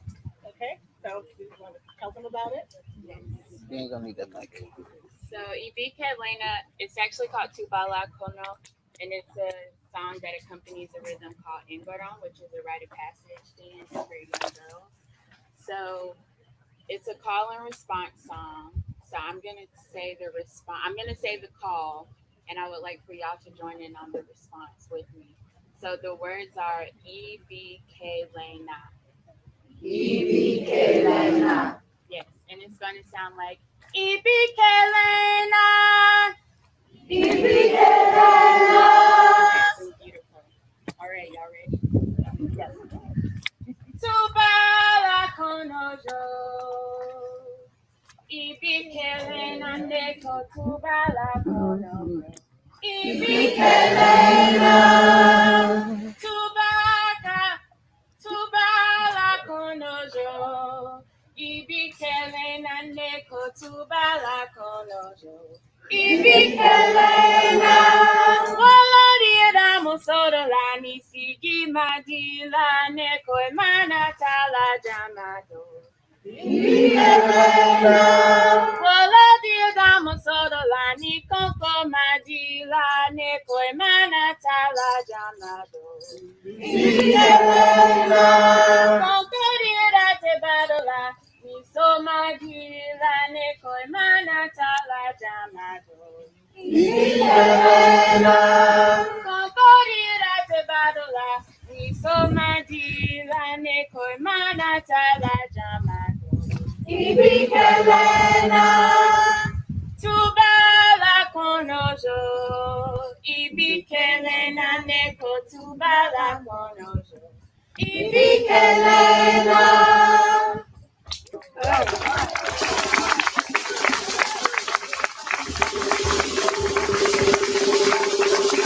What time is it?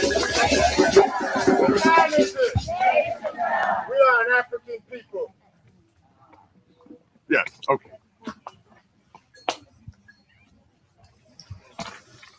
You start thinking about some of your answers, things you want to call out. Before I do that, with our libation I shall be back to noon.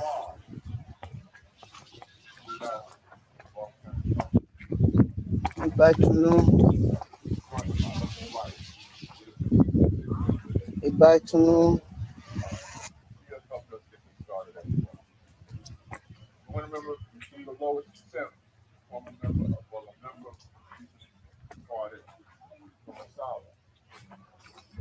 Great.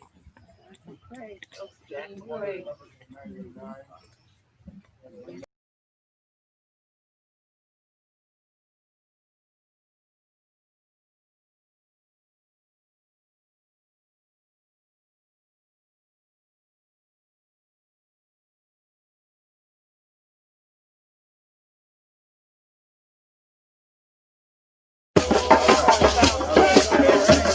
I shall.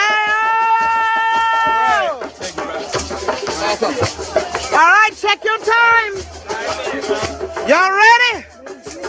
The rest of the world is waiting. Hey!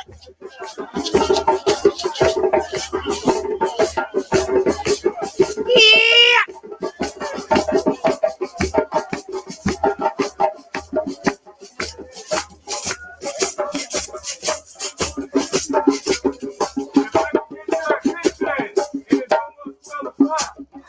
I'd like to get your attention. We need absolute silence. Most sacred part of the ceremony, please. Absolute silence. Thank you. If you can come in, we want to form a circle. Or half, Don't even have to take or half a circle. Half circle. You have to do a half circle. Bring it in this way. And then you can tell them afterwards to drum it. Okay.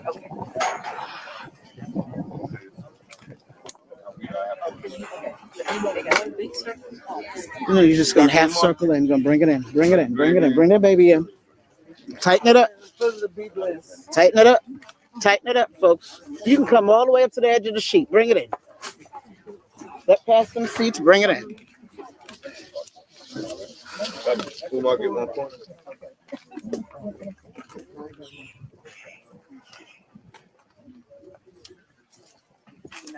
Not yet. Not yet. And she's ready, so let's make that.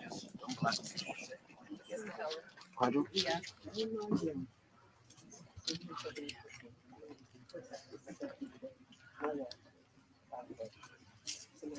Just gonna meditate on it for now. Yes. Yes. Well, no, after the vibrations. 3 minutes to be at peace with yourself.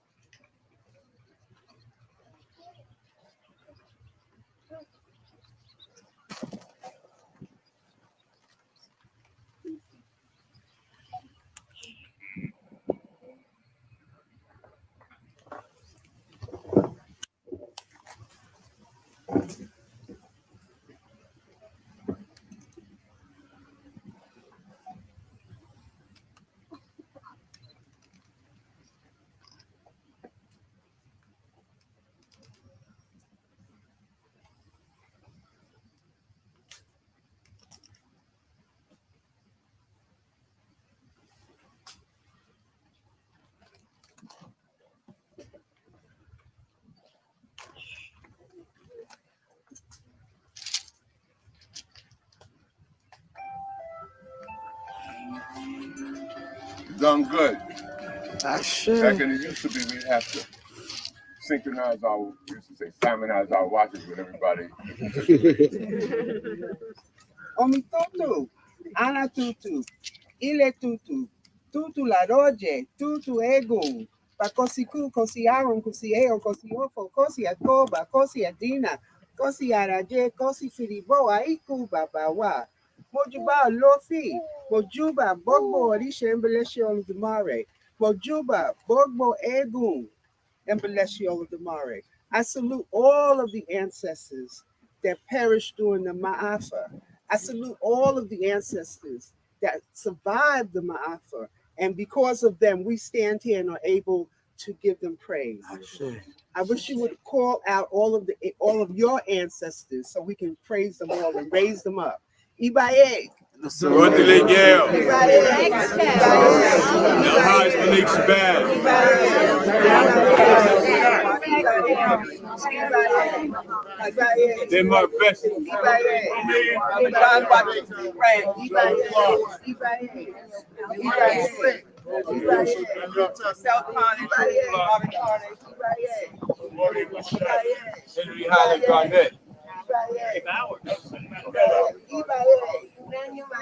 Mark Delaney, Robert Small, Edward Martin, Nikita Nesbitt, Mary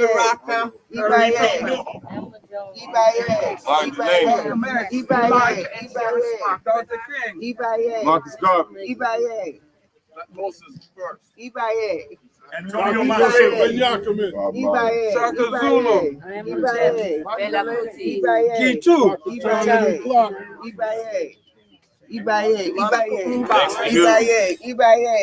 Madam C.J. Walker, Dr. Antonio Marshall, Ramsey II, Harriet Tubman, John Henry Clark, Dr. Ben, Mother Moore,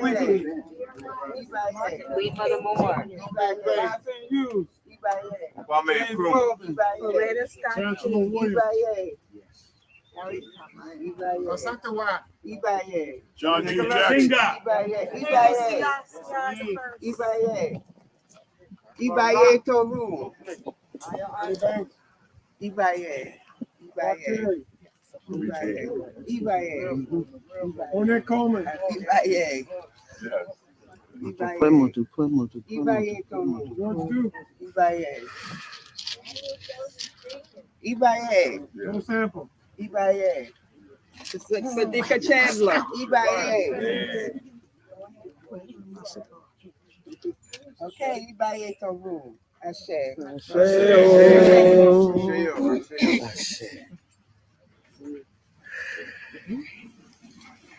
All right, what we will do is we're going to have our drummers play. We're going to follow our drummers. The way the procession will go is we will have the drummers first. We'll follow with the offering. Our ancestors will follow right behind the offering, and then the elders, our elders. They following too. Our elders and ancestors will be following right behind, and then everyone else will follow behind the procession. All right, Hotep.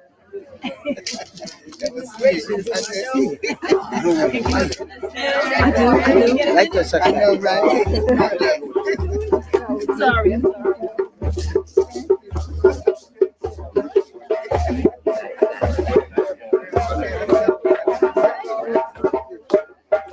All right, drummers, we'll follow you. Excuse me. Okay.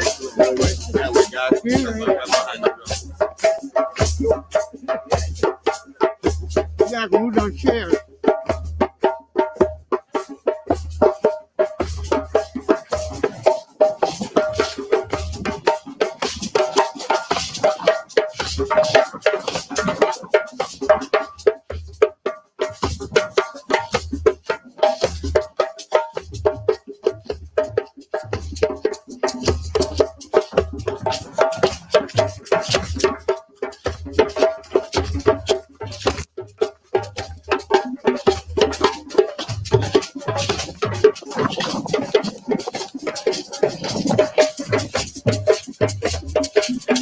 You're John McGill.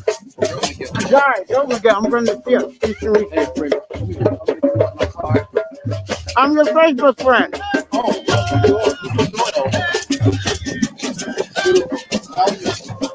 Sorry, I got it when you got.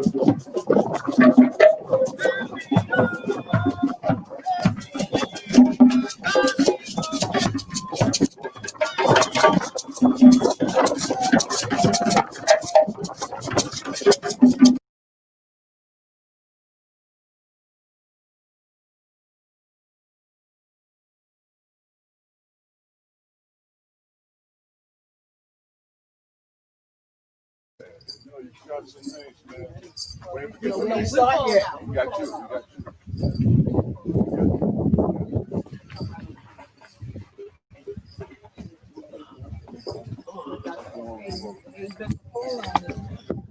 And everybody just tighten up, gathering Thank you around. for your graciousness. Good. Now, there are other names that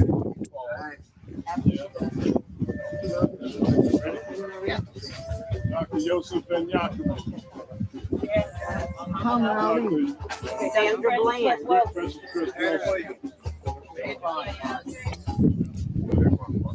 Folks, think of your own family line. Go deep in your bloodline. Where your grandmother, great-grandmother, great-great-grandmother. Some of you are privileged to know this information. Ralph's Great-great-grand. On the same team. On the road.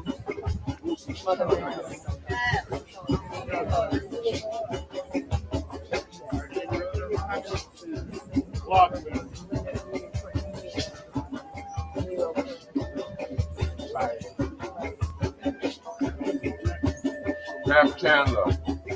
Kamal Ibrahim Taft Chandler. All right.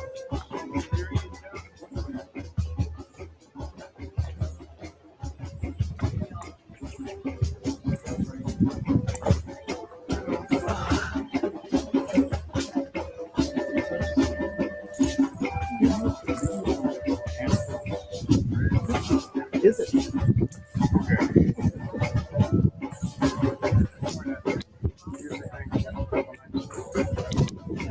Not an animal.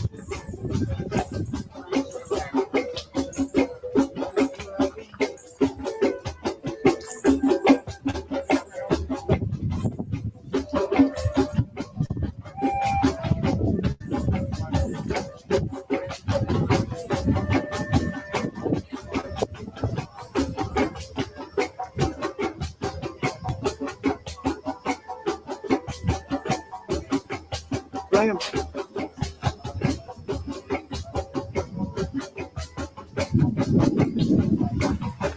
You still got time.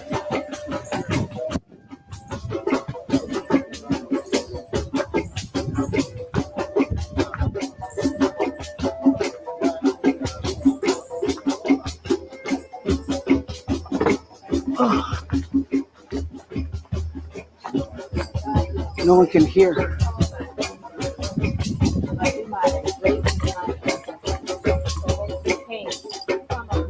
At this time, I ask the elders to please allow me to continue. Do I have your permission? Thank you very much. I am Oshun Wanuala Efunlayo, Gordon Adjua, Mom Fatu Sek, Lil Ma, sister. I come to you today and I thank you so much for allowing me to be here. Thank you so much. I come with great joy in my heart and great respect, and I'm honored to be here. I thank you so much.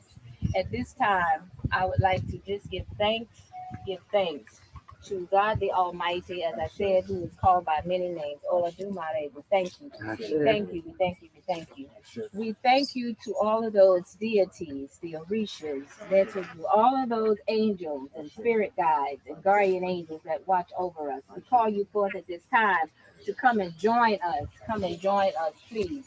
We thank you, we thank you. We ask you, dear ancestors, to accept this offering that we are giving you here today. May it be well with you. May it be well with you. May it be well with you. May it be well with you. Ashe, Ashe, Ashe. I come today and I ask their ancestors that those of you who, before the Ma'afa ancestors, we give thanks to those. We give thanks to those ancestors whose names we do not know to call, but we call you forward that you come and join us on this day. Ashe. We thank you, we thank you, we thank you to all of those ancestors who left home, got on to the vessel. We thank you to those ones who willingly did not come. Yes. And we thank you, we thank you, we thank you to those who unwillingly things happen and you now rest at the bottom of the ocean. And we thank you. We thank you, for it is your shoulders that we stand on. We thank you, we thank you, we thank you, dear divine ancestors. We thank you. And we call upon you today, ancestors, to come, be with us in this moment, and grant us your presence. Thank you. Thank you so much. We are so grateful.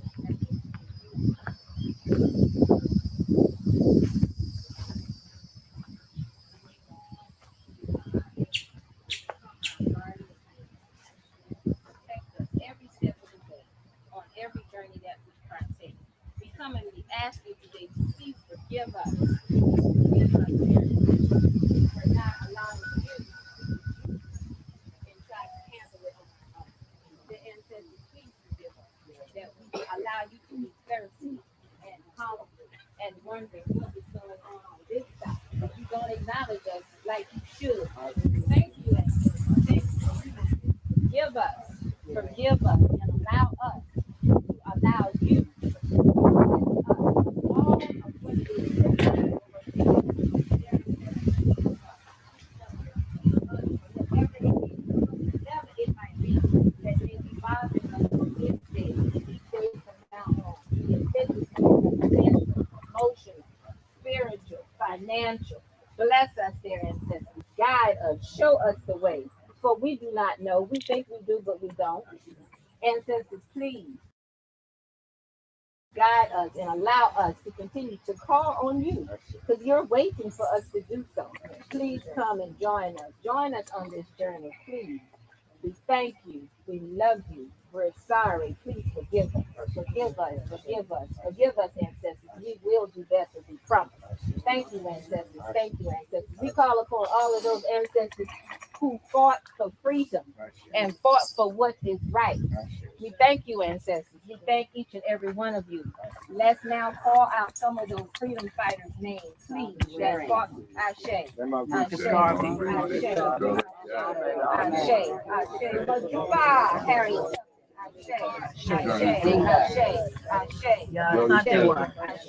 Ashe. Queen Nanny. Amy All Garvey. those people forward now whose blood runs through your veins, whose shoulders you definitely stand on. I call upon my dear beloved mother, Alma Marie Burris Gordon. Ashe. My father, Alfonso Marcellus Lillian Ashe. My beloved brother, Joseph Gordon III, Ben and Bethany Newman Gordon. Thank you. Thank you, thank you, thank you. Sam and Lizzie Brown Burris. Thank you, thank you, thank you. Alice Jeanette Burns, Auntie Bernie Scott Barnes, and Ellen C. Gordon Brown. Thank you, thank you, thank you, thank you. Thank you. If you do not know the names, call out the last names of the different clans that you belong to. I call upon the Gordons, the Brown, Queen, Nelson, the Cooper, the Witherspoon, the Fullmore, the Tisdale. Thank you. Thank you. Thank you. Thank you. We are so honored. We are so honored. We are so grateful. We call upon all of those who were the babies that left sooner than we thought they should have gone. Call upon each of them. Call them and let them know that we are here. And we are so grateful for your short stay. Everybody didn't come to stay long. And we release you and we allow you to become our angels as well. We thank you to the children who have not yet come forward, who will carry on this tradition and honor you, their ancestors. We thank you. We thank you. We thank you, ancestors, that you will guide our head, our heart, our eyes, our feet, our tongue, our words, our actions, and our deeds, all of our endeavors and our efforts. We thank you, ancestors, that you will just bless us beyond unbelievable measures, ancestors, and just allow us, ancestors, to remain grateful, to remain humble, to remain in the knowing that you got us no matter what. We thank you, ancestors. We are grateful in this moment, and we call you to come and join us on this journey. And we promise that we will do better. We promise that we will do better. We ask that you just join us on our journey. Guide the way when we feel like there's no way out of anywhere. Show us that there is light and that you got us. We thank you, ancestors. We thank you, ancestors. We thank you, dear God the Almighty. We thank you, Lord, through my baby. We thank you. We thank you. We thank you. We thank you. Ashe. Ashe. Ashe. Ashe. Ashe.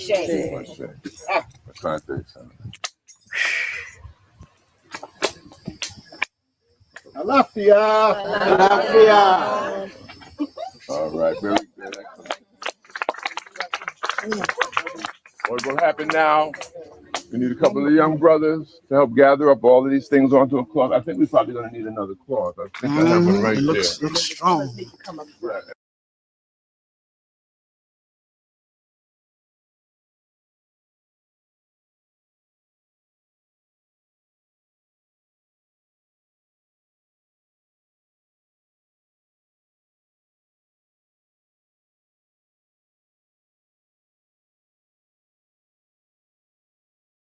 Know everything I'm about.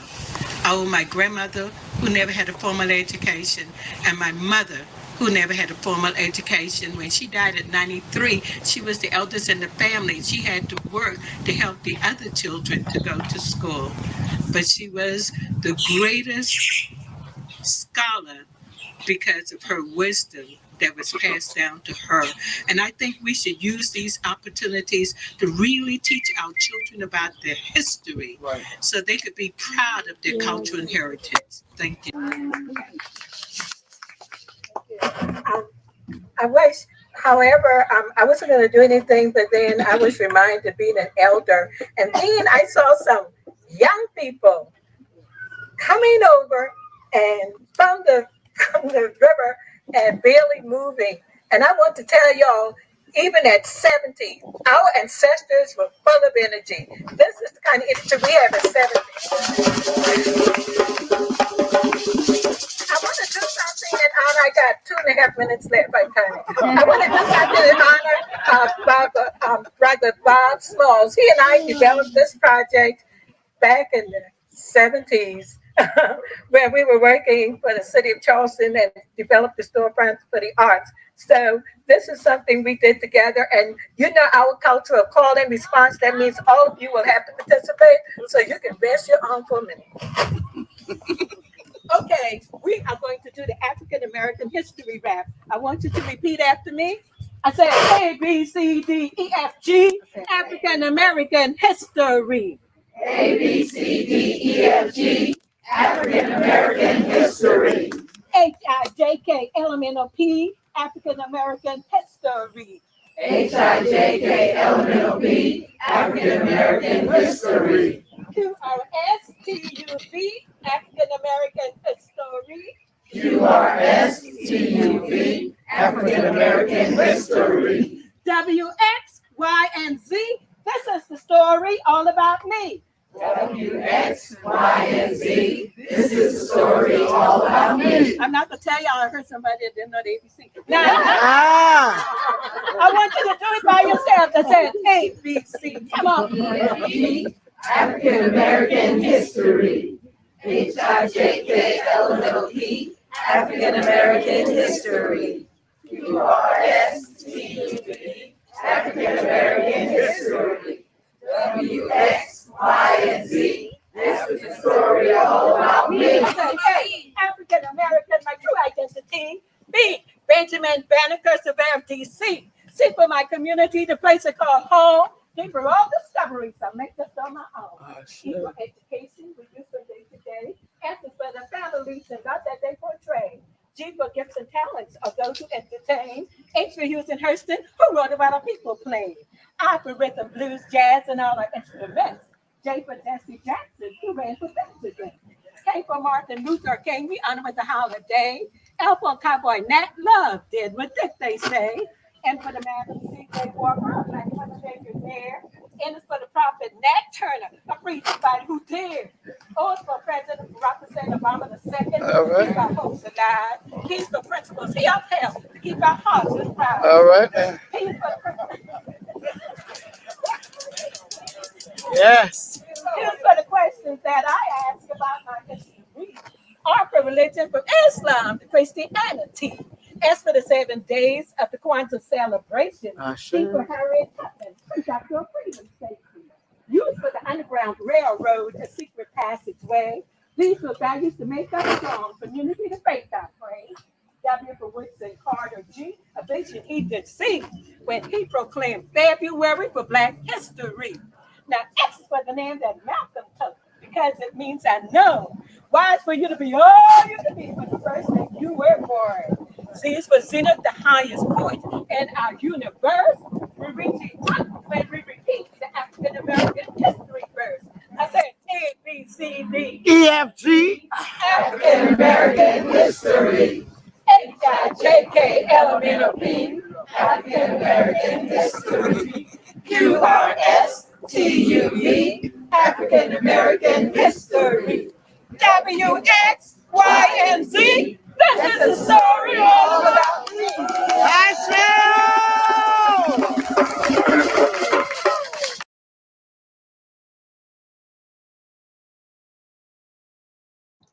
See you next year, folks.